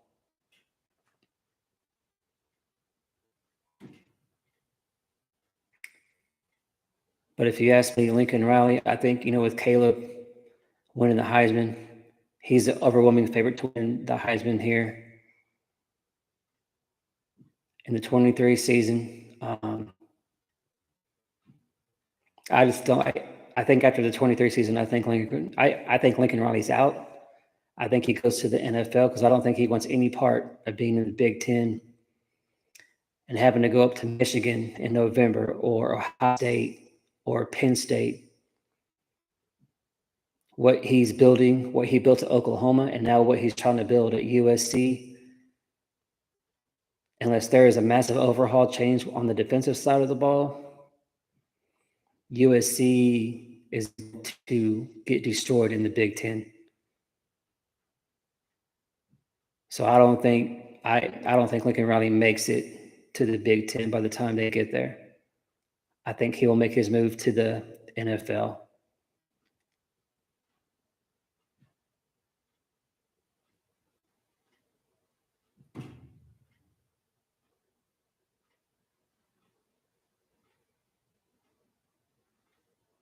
Something else that makes me laugh. So once Lincoln Riley got to USC, it was a press conference, and somebody asked him about the recruiting and being there at Oklahoma, and he came out and said, well, you can't recruit top 5 classes at Oklahoma. Really? So Brent Venables comes in, and in 1 month, he gets a top 8 class, and then this year, he has a top 5 class. I love it whenever Tebow makes an ass of himself. I love it. I did a video a couple days ago. Y'all got to go check it out if you haven't seen it, where I just made fun of USC and Lincoln Riley and that USC sorry ass defense whenever they blew it against Tulane. Oh, man, that made my day. I was so happy. That made my day. I know during that game, if Cedar Nation was definitely going for the green wave that day.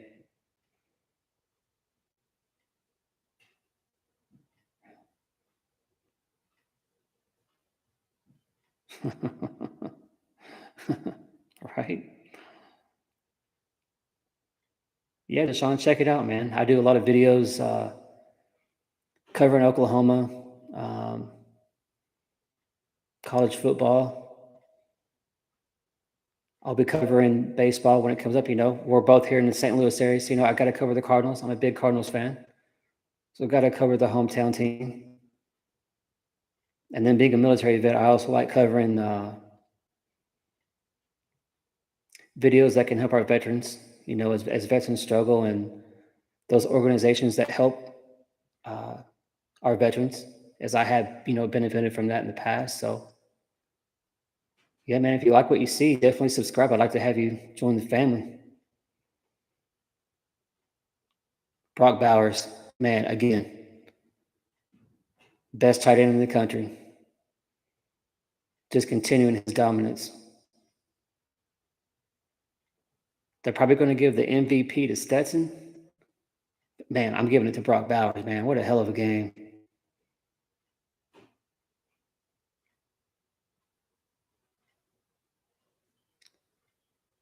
Hand out to the Georgia running back down to the 22. Once again, they're going right down the field on this overmatched TCU defense. They have no answers at all.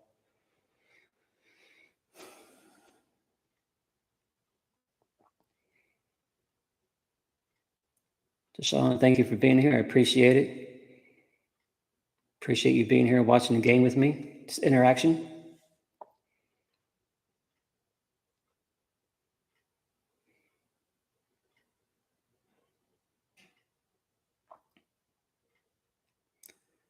So, Deshaun, you said you were a fan of Missouri. What do you think about the 23 season? Where do you see your Tigers doing? I don't really keep up with Missouri and the Tigers, so I don't know how they did in recruiting or what they have, coming back. Are they making improvements? What do you think? What's the season look like for them here in 23?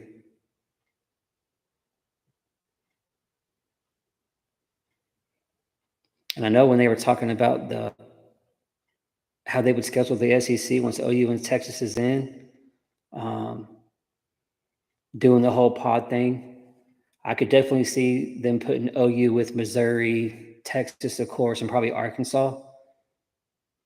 Brock Bowers, a touchdown. Man, if he's not MVP, what a hell of a game, Brock Bowers, best tight end in the country.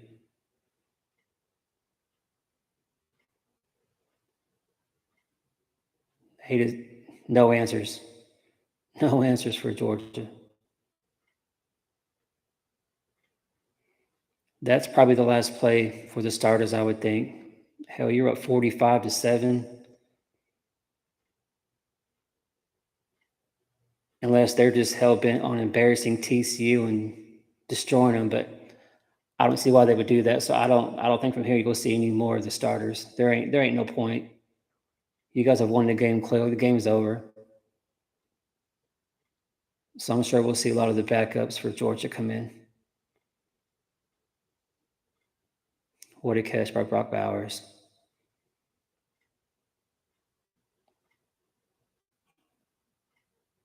What a story for Stetson Bennett the last 2 seasons. Hell, they're probably going to have a Disney movie made about Stetson Bennett here in the next 5 years. What do you think? A lot of improvement, hopefully. I hope so.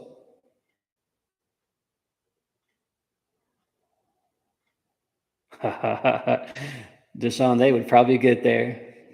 Easy. No problem at all.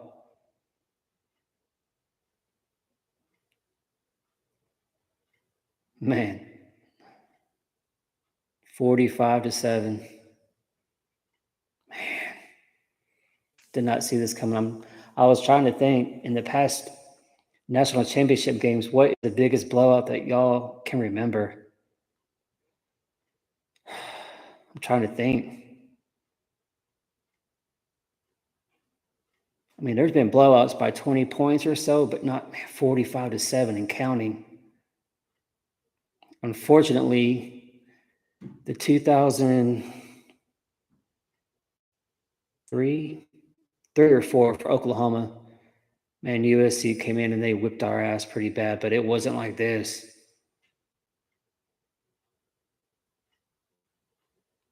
Hell, by the time this is all said and done, this might be the biggest blowout win in a national championship game.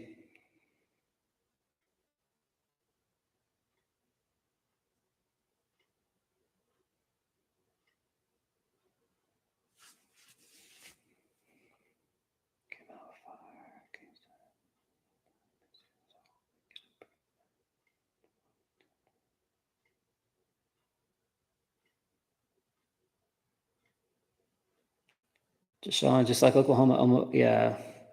OU came out 3-0, looking dominant, number 6 in the country, and then hell, we just fell apart, man.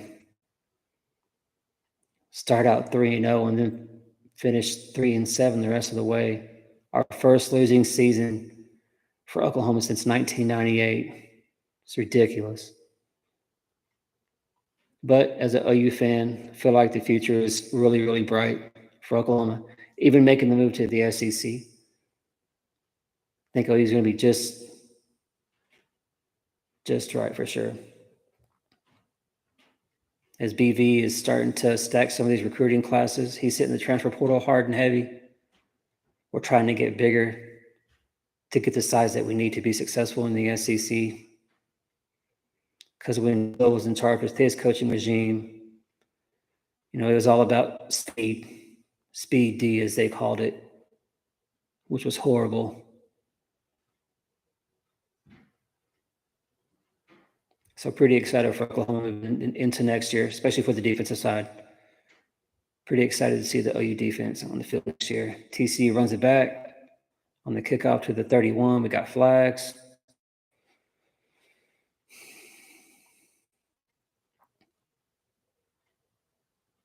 Let's see if TCU and Max Duggan can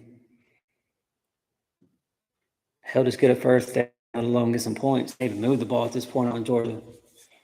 See if Georgia starts bringing in some of the backups on the defensive side, holding on TCU. Not what they needed to get this drive started. Florida, I hear you.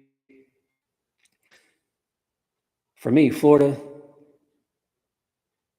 I don't even know, but so in 2020, OU played Florida in the Sugar Bowl, Orange Bowl.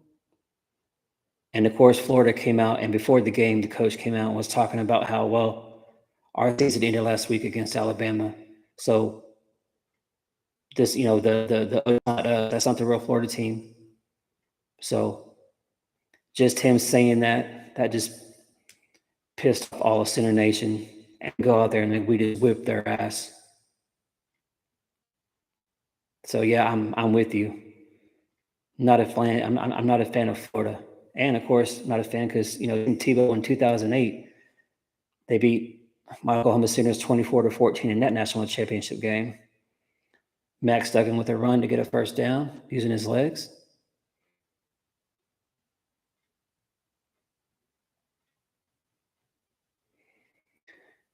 When it comes to the SEC and Oklahoma, obviously their rival is Texas. If there comes to any new rivals, I don't know. I mean, maybe they kind of spark a fire with Missouri if they used to be somewhat kind of a rival. Maybe A&M, but hell, I think at this point nobody likes A&M. Nobody likes Jimbo and the BS that he's doing down there in A&M. Pay to get the number one recruiting class, and then you go 5-7, and then majority of that class hits the transfer portal. Love it. If he didn't have such a damn huge buyout, he would have already been gone. But his buyout is what, like 70, 80 million, something stupid. So even with all the oil money, A&M can afford to get rid of Jimbo. Max Duggan back. But a 5-yard completion there. We got second down for TCU. Third quarter, 8:45 to go. TCU trying to figure out something on offense to try to get some more points on the board.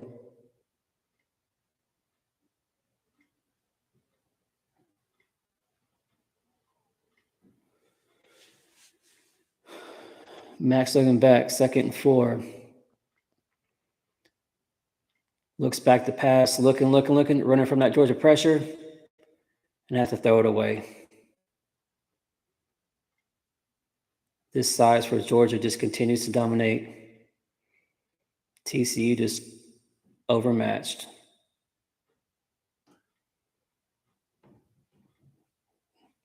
'78 there got away with a holding. All right, here we go. 3rd and 5 for TCU.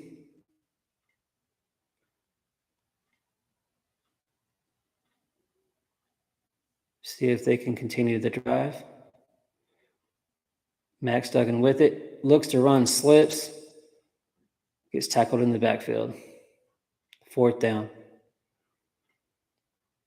TCU is going to have to punt the ball again.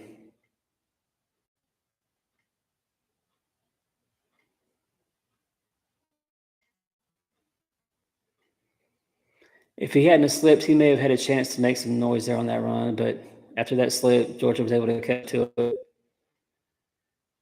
4th and 8. TCU back to punt again. Man, this punter is getting work tonight for TCU. Georgia with the fair catch on the 15. Right, I agree. Go for it. What's it matter? You're down 45-7. There is no tomorrow. Ain't no game next week. Yeah, what's it matter? Stetson Bennett, 5 touchdowns. Well, he's going to be your MVP.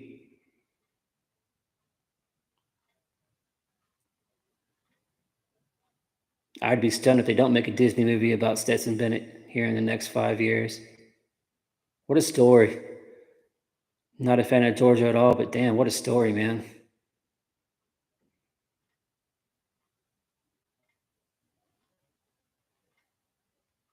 He started at Georgia, didn't feel like he was going to get any play, went to a junior, came back. Because of injuries, found his way to be the starter. And everybody in the world talked crap about him last year, as they made their way to their first national championship in 40 years. And then even after the season they had last year, beating their arch rival Alabama in that title game, came out and they were still talking about Stetson Bennett and what he wasn't or what he couldn't do and how he couldn't repeat what he did. And people were shocked why he came back. Like, man, why, Stetson, why would you come back? There's no way that you can repeat. Well, and he's fixing to silence all them haters real quick.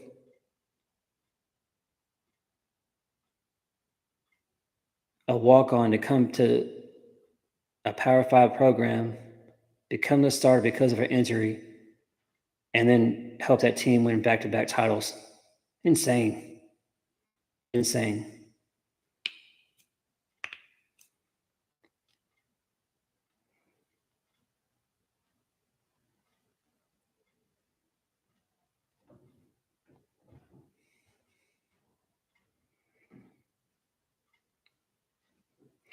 I'm not sure, but Stetson Bennett, he doesn't have any more eligibility, does he? I don't think he does. Yeah, I don't think he does. I think for Stetson Bennett, whenever he is done at Georgia, I'm sure he'll try to get to the NFL, but maybe at best he makes the practice squad, maybe best case scenario for him. He's definitely not going to get drafted for sure, but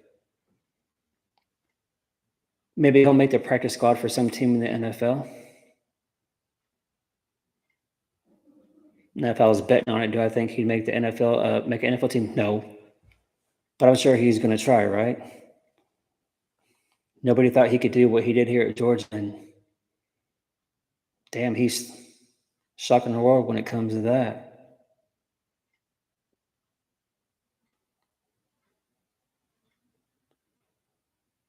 Georgia with the ball on the 15, handoff to the running back. Uh-oh. Nice run to start the drive. 11 yards for number 9 there, Georgia. The Georgia fans are all smiles, as they should be.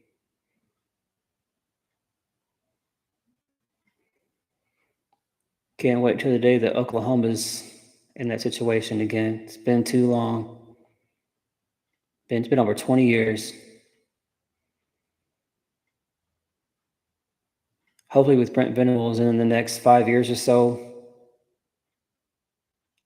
we can be in the playoff hunt and get us another title here at Oklahoma. Hand off to McConkey. Run for about 13 yards. He's having a good game. He had a great first quarter, 3 or 4 catches. He's having a good game too.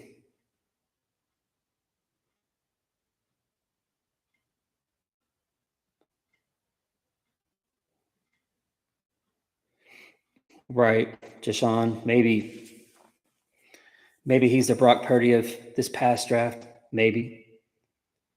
But if I was betting, I don't think he gets drafted. He's going to just walk on to an NFL team and hope to make it. Stetson Bennett back. He passed down the field. Oh, had it and dropped it. That would have been about a 40-yard catch for Smith there at Georgia, but he drops it. surprised that Georgia's being this aggressive, but then, like you said, right? Georgia trying to get 100 on TCU. What sportsmanship?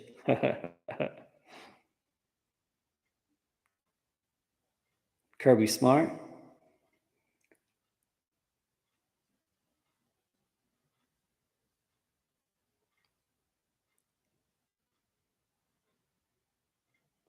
Stetson Bennett. Look at this again.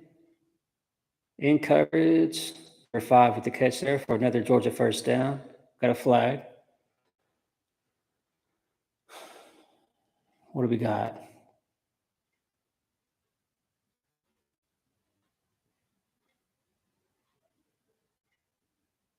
Pass interference.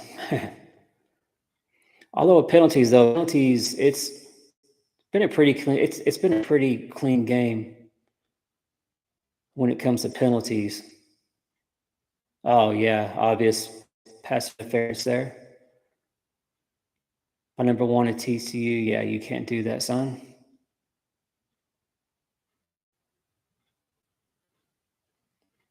Just everything going wrong for TCU. Stetson Bennett, 1st and 10, hands off to the running back for a couple yards down to the 40.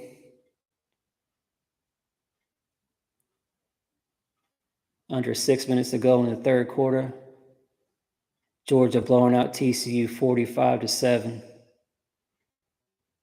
For TCU, I think they're a one-year wonder. A lot of seniors on that team, a lot of seniors. So kind of like Baylor last year, they were, the new flavor of the Big 12 and did some great things. TCU is going to be a one-year wonder. They're going to have a lot of youth, and they're going to just have some growing pains like Oklahoma did this year. Handoff for Georgia. Not much there.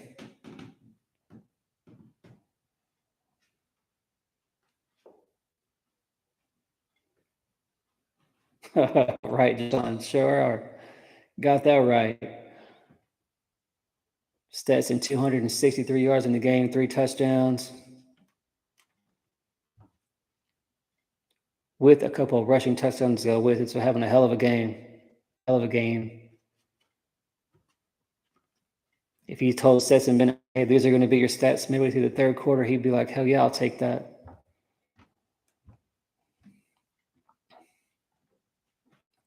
Stetson back looking to pass down the field, wide open.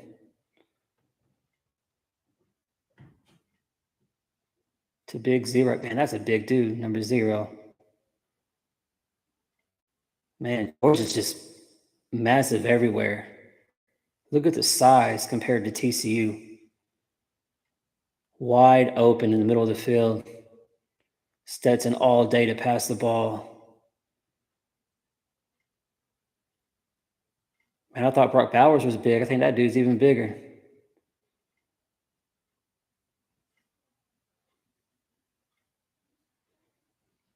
Georgia has it on the 13. Hand off to the running back. No gain.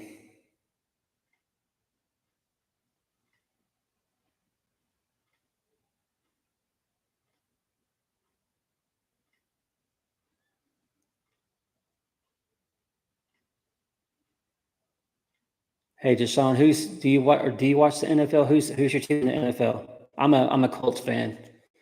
Man, we're struggling. Hopefully we can get a good quarterback here in April. I know all the mock drafts has Indy taken Will Levis from Kentucky.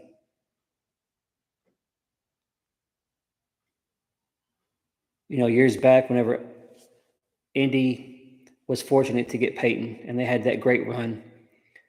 And then as soon as Peyton left, we got Andrew Luck. Andrew Luck was going to be the next Peyton Manning, and I thought he was for the first, he was there 4 or 5 years, 6 years. But he took such a beating that shocking retirement. Ever since then, Indy's just been kind of in the gutter. So, man, I'm hoping that they can get a good quarterback, and the future looks brighter for the Colts. Stetson Bennett with the ball looking back to pass, looking in the end zone, another touchdown for McConkey. Georgia, man, 6 touchdowns. I don't know what the record is for Stetson Bennett or what the record is for touchdowns in the championship game, but damn, I think he's fixing to be the holder. Georgia goes 9 plays, 84 yards, just over 5 minutes used up on the clock. Damn, 6 touchdowns, 4 passing, 2 rushing.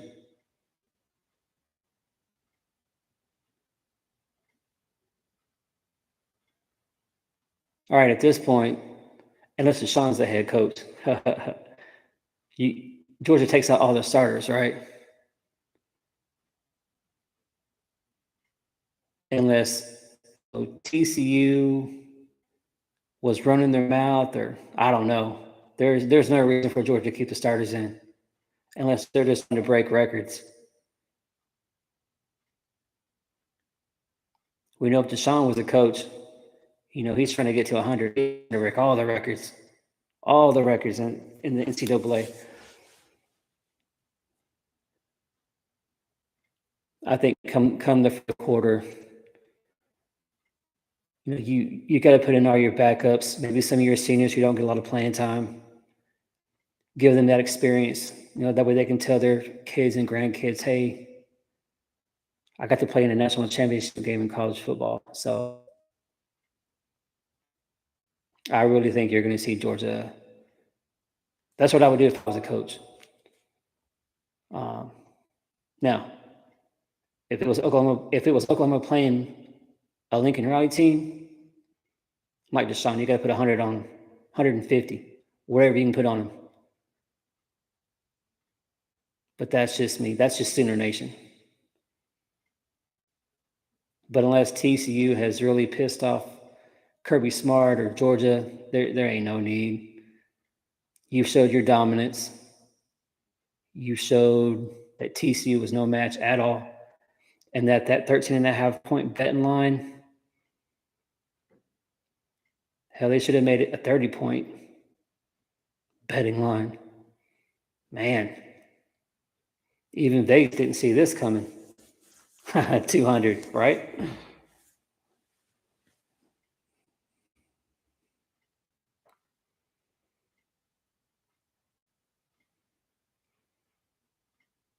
Man, what a 2-year run for Georgia and Stetson Bennett and Kirby Smart. Man.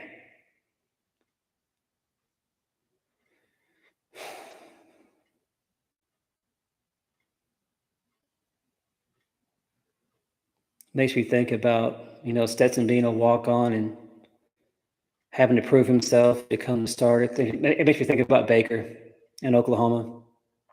At Texas Tech, got hurt, came to Oklahoma, told, hey, Bob, I want to play for you. Do you know who I am? Bob said, yeah, I know who you are. He said, well, I'm looking to be the starter. He said, well, you're going to come in, you're going to put in some work. You're going to have to earn it. And that's exactly what Baker did.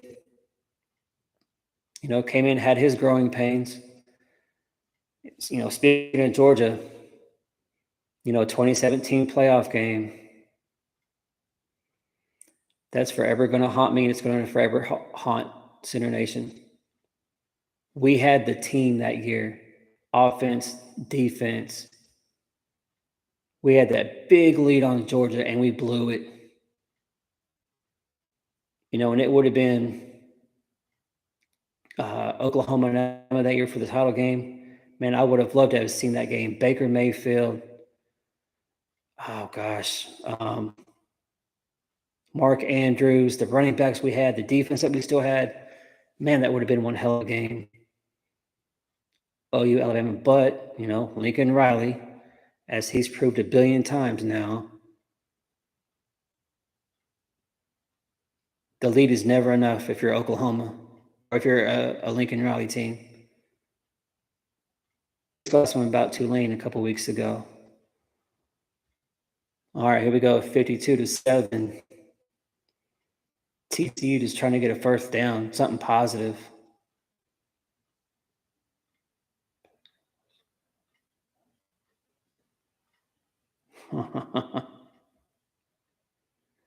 Hey, man. Now, Baker, drafted by the Browns.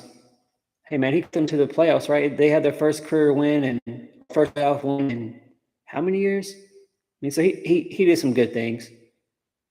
But I think with all the commercials that he had, like he was getting all the love financially from different companies, and they're anointing him the next greatest thing, and it didn't work out.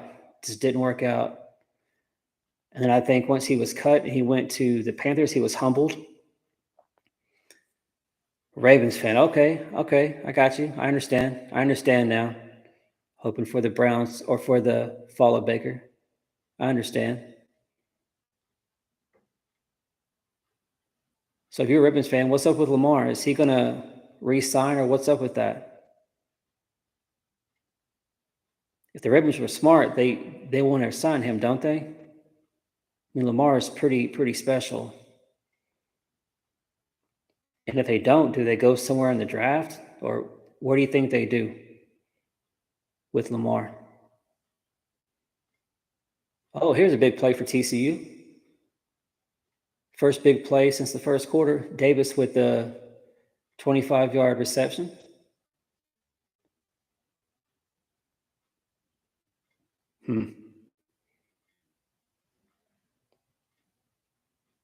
I know one thing. If I was in charge there with Baltimore, I'm definitely trying to get him signed. I know he's been fighting a lot of injuries, but the man is special.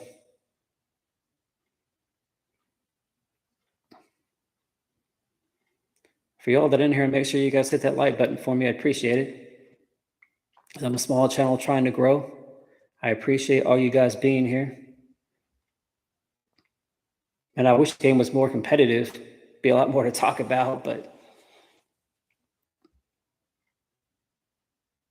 Georgia just showing how dominant they are. 28 seconds to go. Max stepping back, running it. Pressure from Georgia. Gets back maybe to the line of scrimmage, maybe a 1-yard gain. Not much. And that's going to be the last play of the third quarter. 15 minutes ago, and Georgia's going to be back-to-back national champions.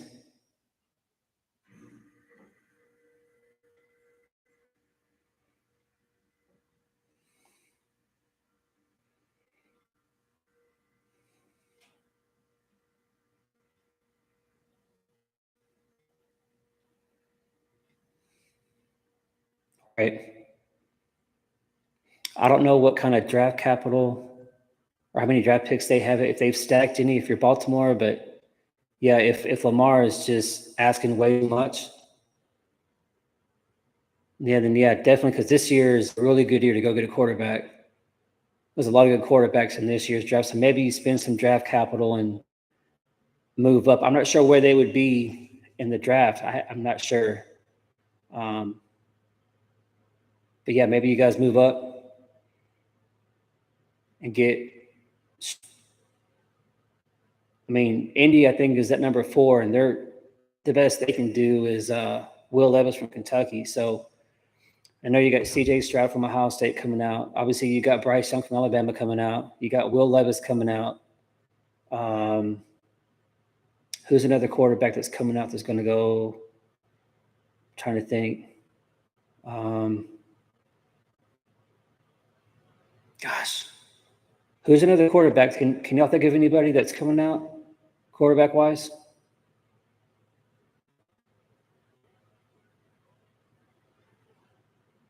I'm just not sure. Trying to go through all the teams.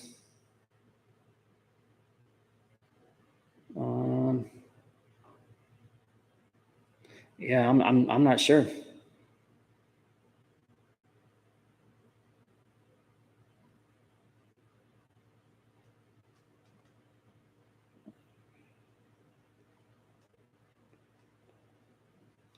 I agree. I agree. Yeah, do you really want to invest that amount of money into a guy that just can't stay healthy? He has all the talent in the world for sure, but yeah, the injury bug has got the best of him.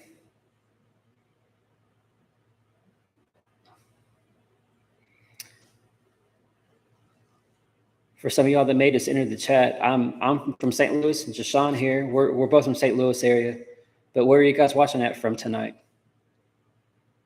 And who's your team? I'm a big OU fan. As you can see, I have the OU blanket back here, and over here on the wall to my left, I have a bunch of OU stuff, and I'm gonna have to do a video and show you guys my basement. It's pretty cool. I put a lot of work into it. I'm a former vet, so I have like a whole wall of just nothing but military stuff, and then I have an OU wall, and then just on over here on these two walls, all over here, it's nothing but Cardinal stuff, man. So I'm gonna have to do a video and show you guys my basement and let y'all check it out. And then behind me, I got that bar. We built that bar at Pallet Woods back there. So I got some Army stuff back there and Cardinal stuff, and so that'll be exciting to show you guys my man cave that I've been working on for the last couple of years. Georgia gets another stop, got 4th down. TCU has to go for it. Doesn't really matter at this point. Got 4th and 11.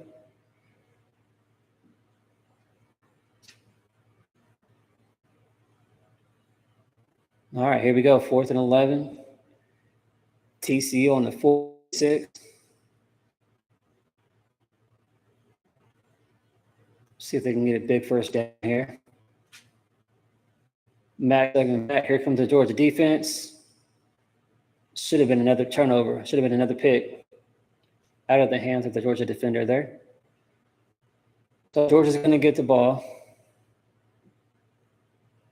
I'm expecting to see all the backups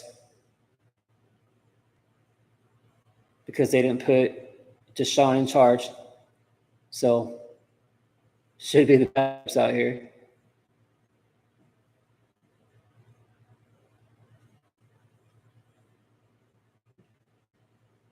Nope. Man, Deshaun, did you give him a call? Did you say, hey, we got to keep this thing going? Let's put 100 on him. You must have called him up, man. I'm shocked. I really am shocked that Georgia's even the starters in. Are you kidding me?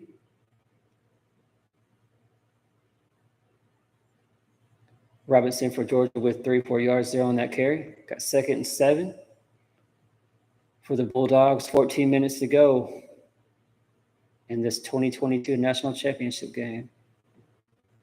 I'm sorry, 2023. What am I thinking?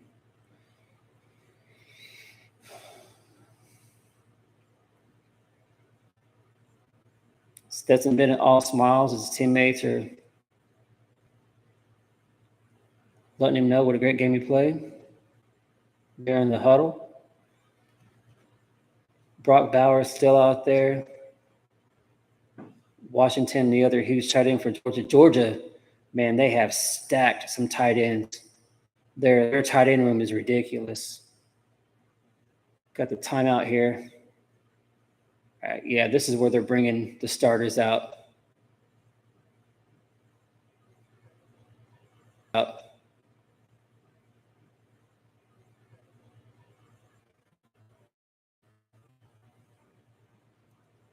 Stetson's mom there taking photos, proud of her son. What a story. Man, even if you're not a fan of Georgia, man, you got to like this story. That all the adversity that Stetson Bennett has done and that has overcome, man, it's one hell of a story.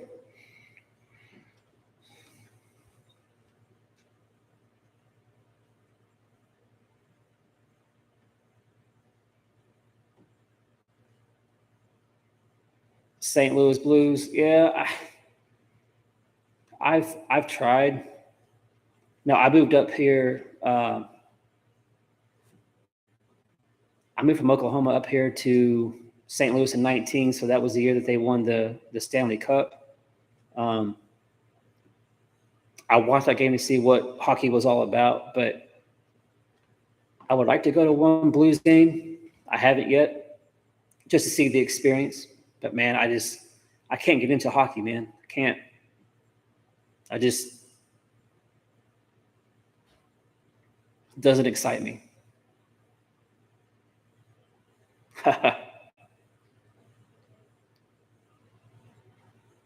I know you're trying to throw bombs down the field and score in the first play, right, Deshaun? But yeah, you saw that timeout. You saw Kirby Smart showing some love there to Stetson Bennett, so they're going to bring in all the backups, as they should. They got nothing else to prove, man. Nothing else to prove.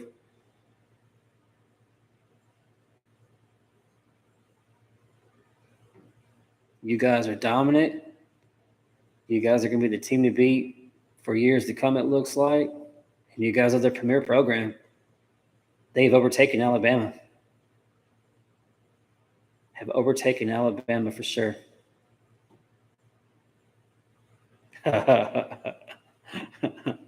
Right? Man, the biggest blowout game that I can think of was being a Center fan was I think in 2003. OU went to, I don't remember if it was a home game or if they were at College Station, but they won 88-0. And OU got all the way down to like the 2-yard line, could have scored, and they just started taking a knee in the fourth quarter. So, Deshaun, that game, OU actually could have scored 100 points easy, but Bob put all the dogs off. So, yeah, man. No, I'm sorry, not 88, 77-0. They could have easily scored 100 points that game, but Bob felt sorry for A&M. Yeah, Stetson Bennett on the sideline. Back up in, maybe 1 yard.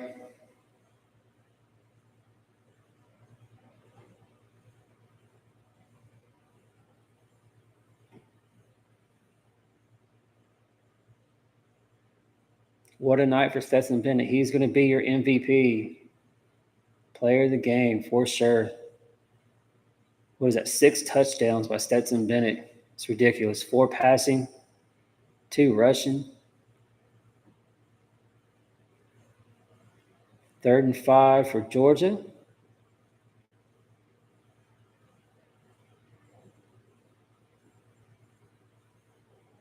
Look at that.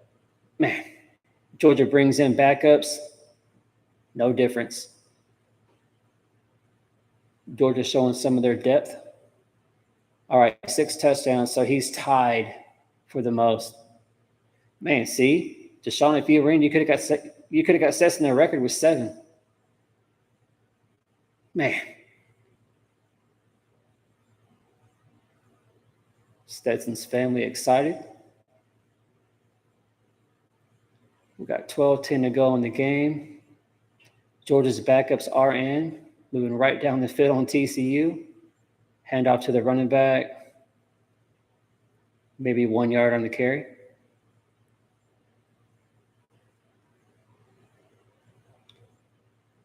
Stetson getting some more love from the Georgia sideline. 28-3 as a starter, 25-1 over the last 2 years. That's an insane stat.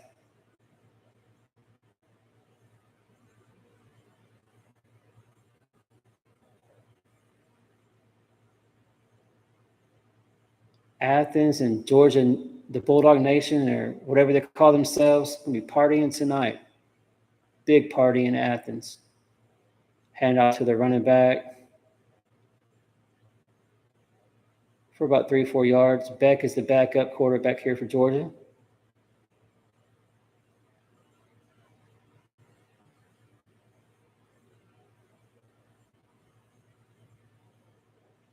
Right? Deshaun, ain't going to happen, my man. Not going to happen. Kirby believes in sportsmanship, looks like.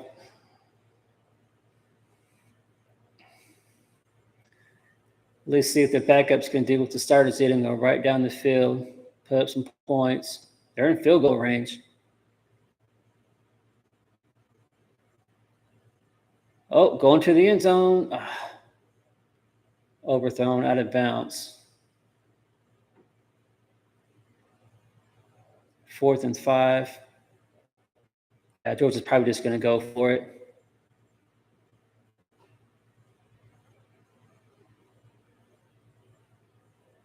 Stetson getting more love from the Georgia sideline there.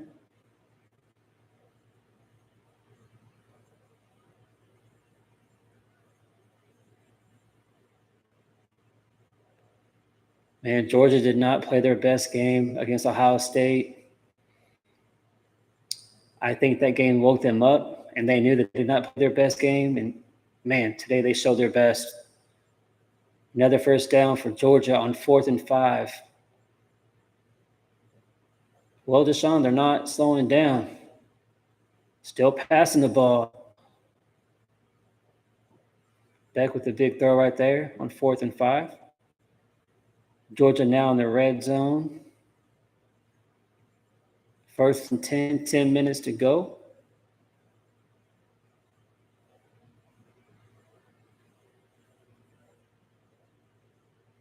I hear you, Deshaun. I hear you. Beck back for Georgia. Hand off to the running back. Just taking, wow, touchdown.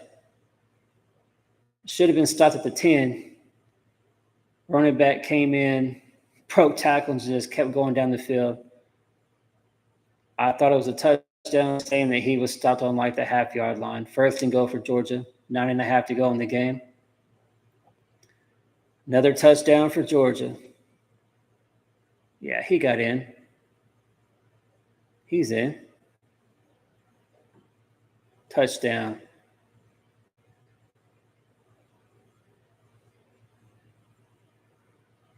Man, it makes you wonder. Georgia would have set all their starters on offense and just started with the backups. What would the score be then? Man. Georgia is just showing the depth that they have and the talent that they have just stockpiled over all the great recruiting classes that they've had in the last 5-6 years. You know, Georgia never finishes number 1 when it comes to recruiting, but they're always like top 2, 3, and man, it is showing tonight. 59-7, 9:24 to go.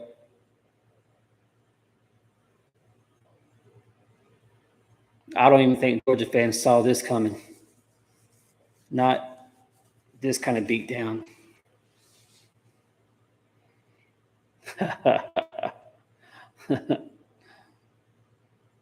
I bet you're happy, Deshaun. They're not stopping, even with the backups. They're doing whatever they want.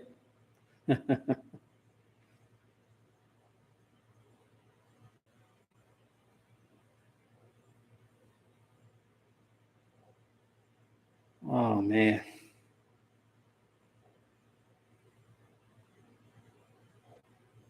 The football season's about over.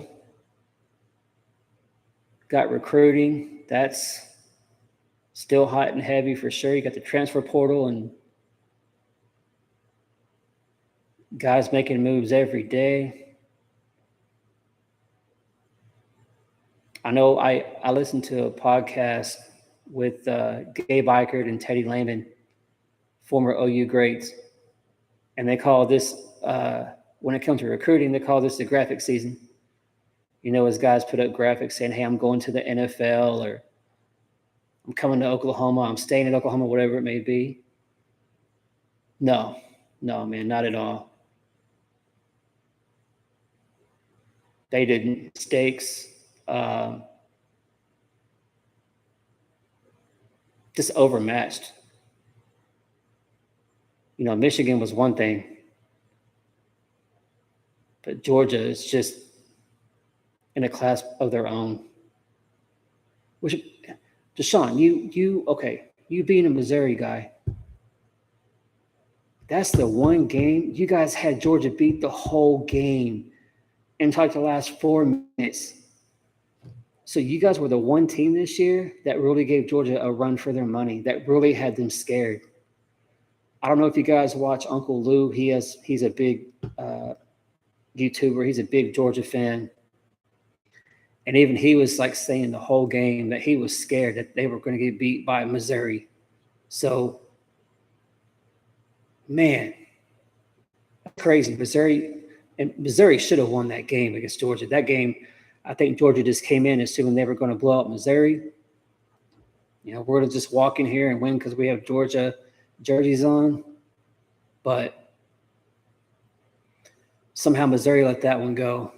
I remember the kicker making a lot of field goals that game, but they just couldn't hold on for the big, huge upset win there in Columbia.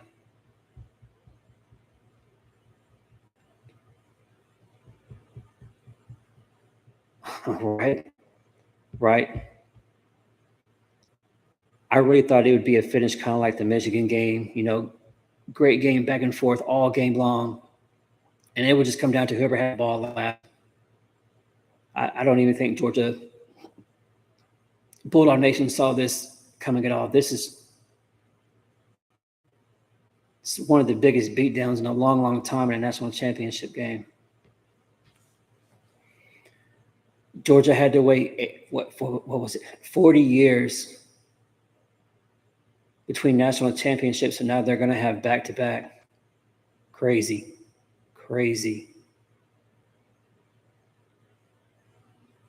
9:24 to go. Kirby calls a timeout.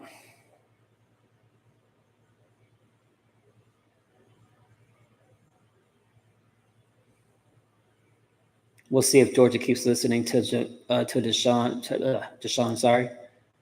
See if they keep passing the ball, or are they just going to run it and just use up the clock? Going to be bringing in more backups. Some of the Georgia players get more love.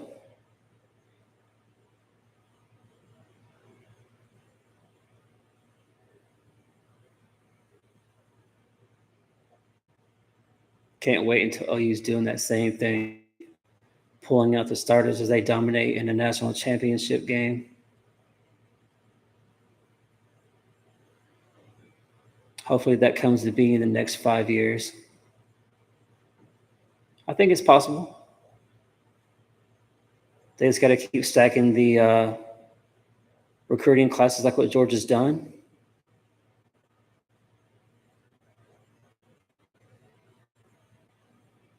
I want to thank y'all again for being in here. I appreciate it.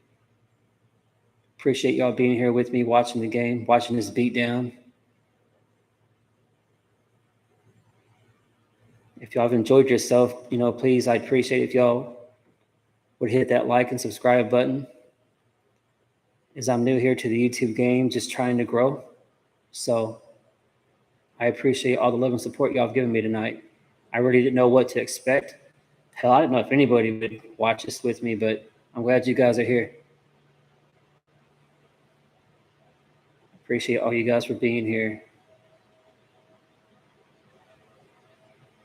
Deshaun, I would think so. I mean, obviously the game is over.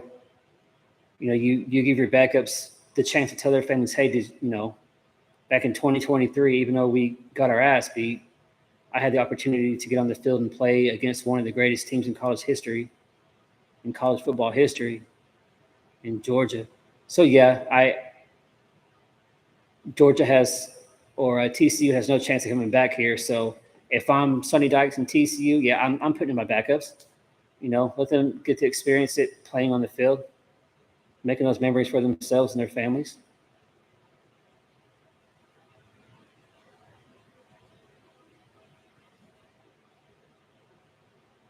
Too many commercials.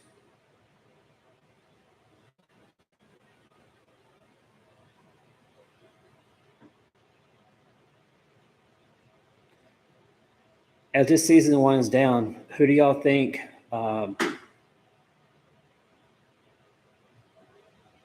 what's your top 5 for next year? Who do you think has a legit chance of becoming champs next year? Obviously you got Georgia, you got Bama, you got Ohio State, Michigan, maybe. TCU with the handoff right here. Nothing.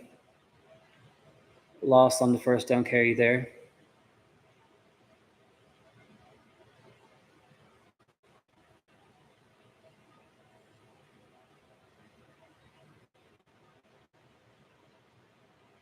Right, Deshaun, right? 2nd and 12 for TCU. Max Duggan still out there, getting pressured, sacked again. Nowhere to go. The backups for Georgia are just as dominant as the starters.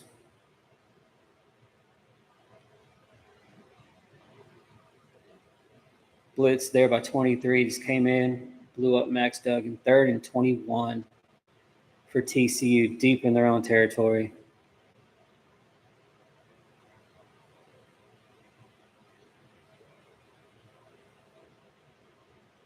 See if Max Duggan and TCU here can get a big play. Georgia making some changes on the defense real quick, making those adjustments. Max Duggan back, looking, avoiding pressure. Oh, that was a good catch for about 16 yards.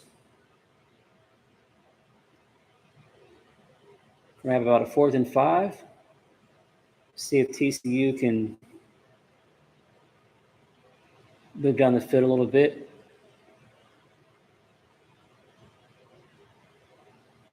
Man, Max Duggan's been running for his life the whole game. I think he's been sacked 3 or 4 times now. Crazy. Crazy how dominant Georgia is. Look at that. Oh, my gosh. Max Duggan's starting to take a beating back there. That's 2 sacks in 3 plays, sacked on 4th down.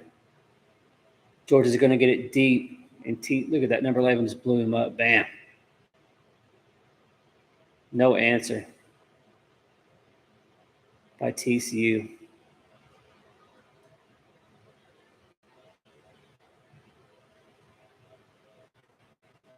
TCU fans just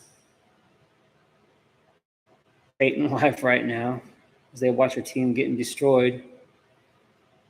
1st and 10, 7.5 minutes to go. Georgia deep, and Georgia's already in there right on the 19-yard line. Well, Deshaun, they may score another touchdown. May get into the 60s. There they go. First play, touchdown. Wow. Man.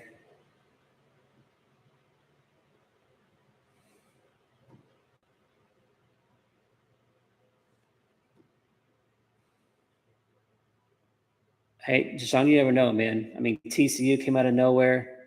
Cincinnati came out of nowhere a year prior. So, hey, Missouri, they could be the Cinderella next year. You just never know. You never know. Georgia gets another touchdown on a 19-yard run.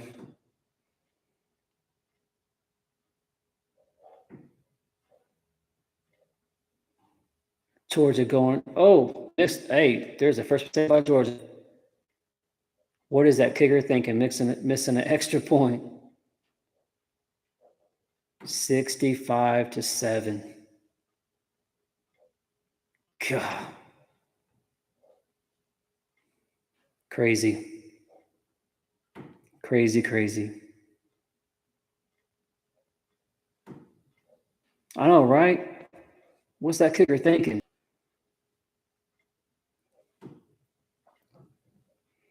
I mean, Georgia's almost played a perfect game. They had the missed extra point, a couple penalties. Georgia had no turnovers. I mean, Georgia,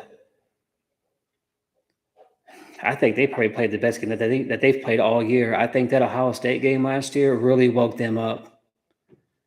And they came in focused, determined, and they said there ain't no way TCU is going to come in here and upset us like they did Michigan last week or 2 weeks ago. To me, this is the best that Georgia's looked all year long. From start to finish, offense, defense. I would say special teams, but, they had the missed extra point. It doesn't really matter, but, man, take away that and a few penalties. Georgia's played damn near a perfect game. It's ridiculous. Ridiculous.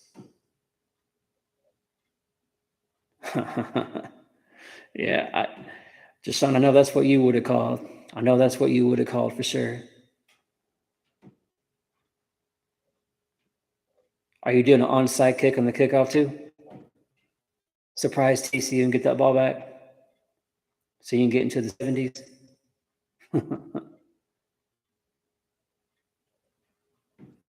I didn't either. I thought TCU would put up more of a fight, but it's not the case at all. Unbelievable. But what a year for TCU.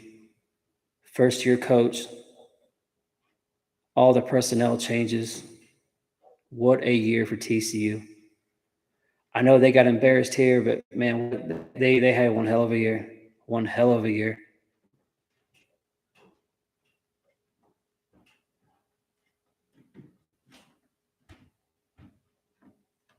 And I know they got beat down here, but they have nothing to hold their head down to hold their heads down about. A great year. Fantastic year for TCU. You know, just like there was what was it, 2018, lost that overtime to Alabama. Georgia got to experience that, got to learn from their mistakes, come back. And that's what TCU can do here, you know. Now that you've been here, you've seen it, you've got to experience what it's like, learn from it, come back and be better. Now, do I think TCU has a chance of coming back here next year? No, I don't. They have a lot of seniors, and I think even in the Big 12, they're going to be middle of the pack.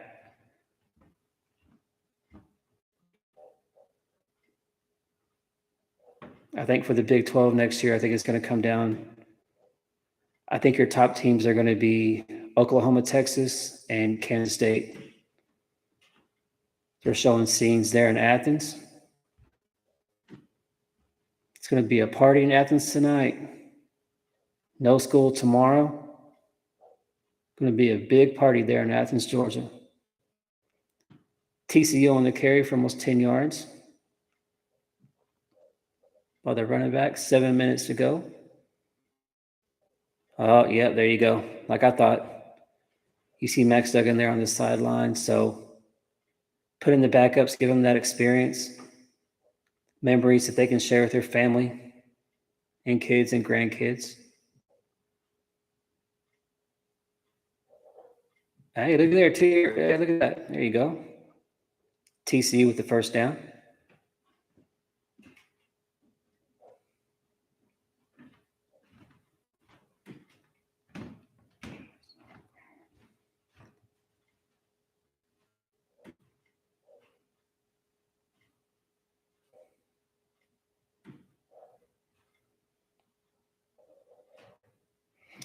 Now, I know earlier we were talking about Stetson Bennett and would he be able to make an NFL team, and chances are probably slim, but you never know. Now, Max Duggan, I think he could get drafted. Now, I think that he could be a great starter for somebody. No. But I think he could have a long, multi-year career being a good backup. But even Max Duggan wasn't the starter to begin the year for TCU. I can't think of the starter's name, but he got hurt, and then Max Duggan came in. So, but I definitely think Max Duggan for TCU has a way better chance of getting drafted than Stetson Bennett, for sure. If he is drafted, it'll be 6th round, 7th round, but I think he could get drafted. Stetson Bennett, no. I don't think so at all. But definitely has one hell of a college career, that's for damn sure. 5:20 left to go here in the game. TCU with the ball. Oh, tipped. Incomplete.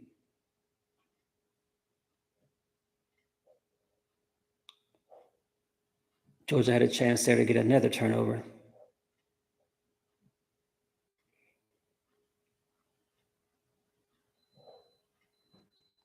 4th and 6 for TCU. Yeah, deep in their own territory. You got to punt it here. Can Georgia score again and get into the 70s and make Deshaun happy? Let's see. If I'm Georgia, I'm probably just going to run it 3 times and go with that. Just use up the clock. Get this game, finish it. No need to keep putting up points.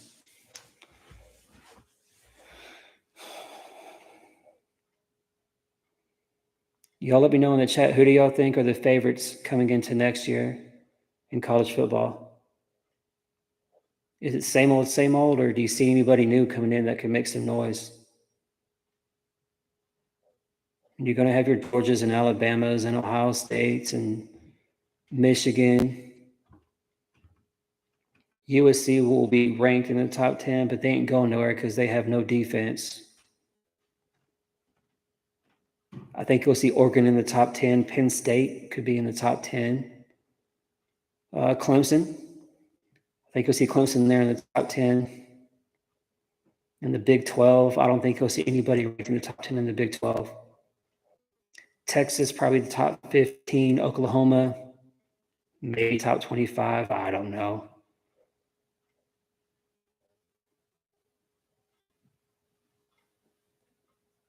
.435 to go. Georgia with the ball on the 31. 2nd and 4.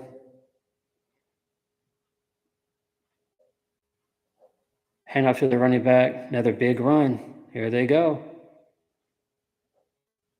Man, if they're going to run like this, they're going to score another touchdown. Kansas. Hey, Kansas had a better year for sure. And hell, they got to a bowl game again. They weren't able to upset Texas, but hey, props to Kansas, man. They've had a good turnaround. They finally got a coach in there that is trying to build something. So, good call on that, man, for sure. Kansas definitely getting better. Man, number 20 there for Georgia. The way he's running, he may get 100 yards before the game's over with. That's crazy.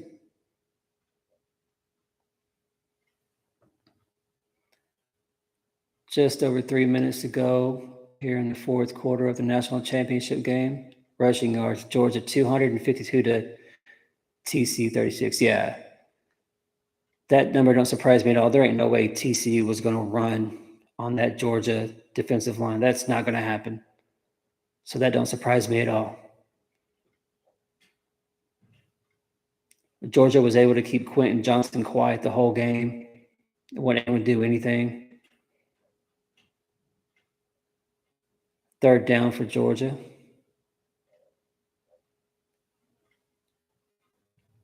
Absolutely, Deshaun, absolutely. Had a hell of a year. Hell of a year. Had some magical comebacks. The Baylor game. Nothing to be ashamed of, man. Nothing. What a great season for them. I know it didn't finish how they wanted it to, but one hell of a year for TCU, who was not supposed to be here at all. Running back for Georgia with another 1st down on 3rd and 2. 2 minutes to go. Probably going to see a knee here pretty quick. Kirby Smart excited. Fixing to be back-to-back national champions. Yeah, we're just going to take a couple knees here. No reason to do anything.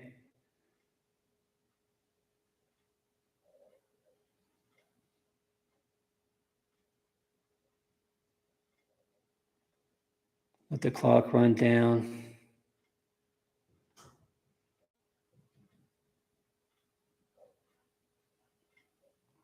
Could be. Ohio State should have been here in this one. Should have been Ohio State, TCU. But definitely, they're going to lose some receivers. They lose their quarterback, but like Georgia, like Alabama, Ohio State stacks recruiting classes. So absolutely, Ohio State could be there next year for sure.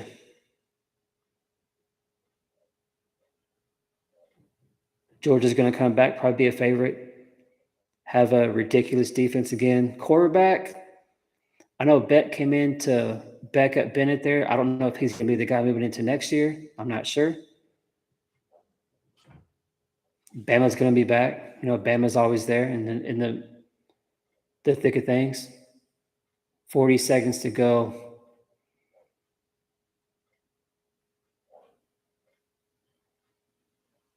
Georgia's starting to celebrate here on the sidelines.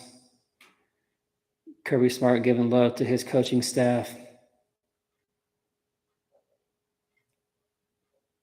Well, Deshaun, they didn't score 100, but Georgia got you 65. As your final score is going to be 65-7, and Georgia repeats as national champions. What a game. Dominance from beginning to end. I really thought coming into the game, it was going to be kind of like the Michigan game, just back and forth. But, man, I did not see this dominance coming like this.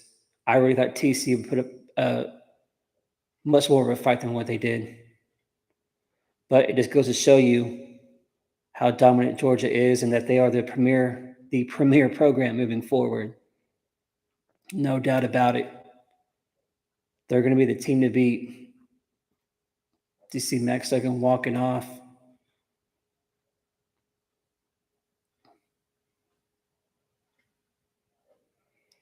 Man, before the year, everybody asked Stetson Bennett, man, why'd you come back? That's crazy. Why wouldn't you leave? There's no way that you can repeat, and look what Stetson did. Shocked all them haters and ants. Man, not a fan of Georgia or Stetson Bennett, but damn, what a story. Walk on to come out and repeat as national champions. What a year. Well, I want to thank y'all for being here with me. It's been a lot of fun for the last 3.5 hours. I wish the game would have been more competitive, but Georgia came out and showed their dominance. I hope you all liked it. I hope you all enjoyed your time being here. Make sure you guys like the video. Make sure you guys hit the subscribe button for me.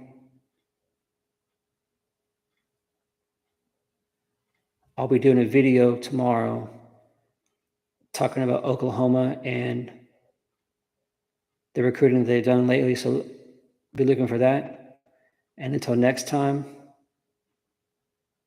one more time, I want to say thank you to everybody that watched along with me. Thank you for all the support. Hope you guys had fun here at Warriors Paradise. Look forward to making a lot more content. I didn't either. I did not see Georgia making. If you would have asked me at the beginning of the year, I think I had picked Alabama and Ohio State. That's who I had picked. And that could be the pick for this year too.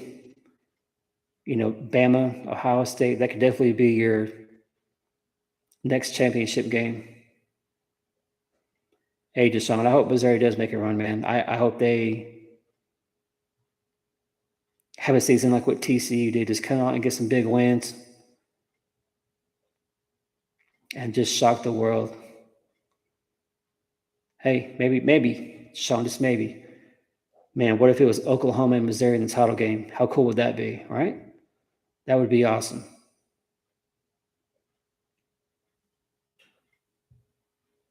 Deshaun, thank you for being in here, man. I appreciate it. It was good to get to talk with you. It's cool to meet another St. Louis native. I hope you liked the watch party here. I hope you had a good time, and hope to be seeing you another A lot of videos, man. So stay in touch.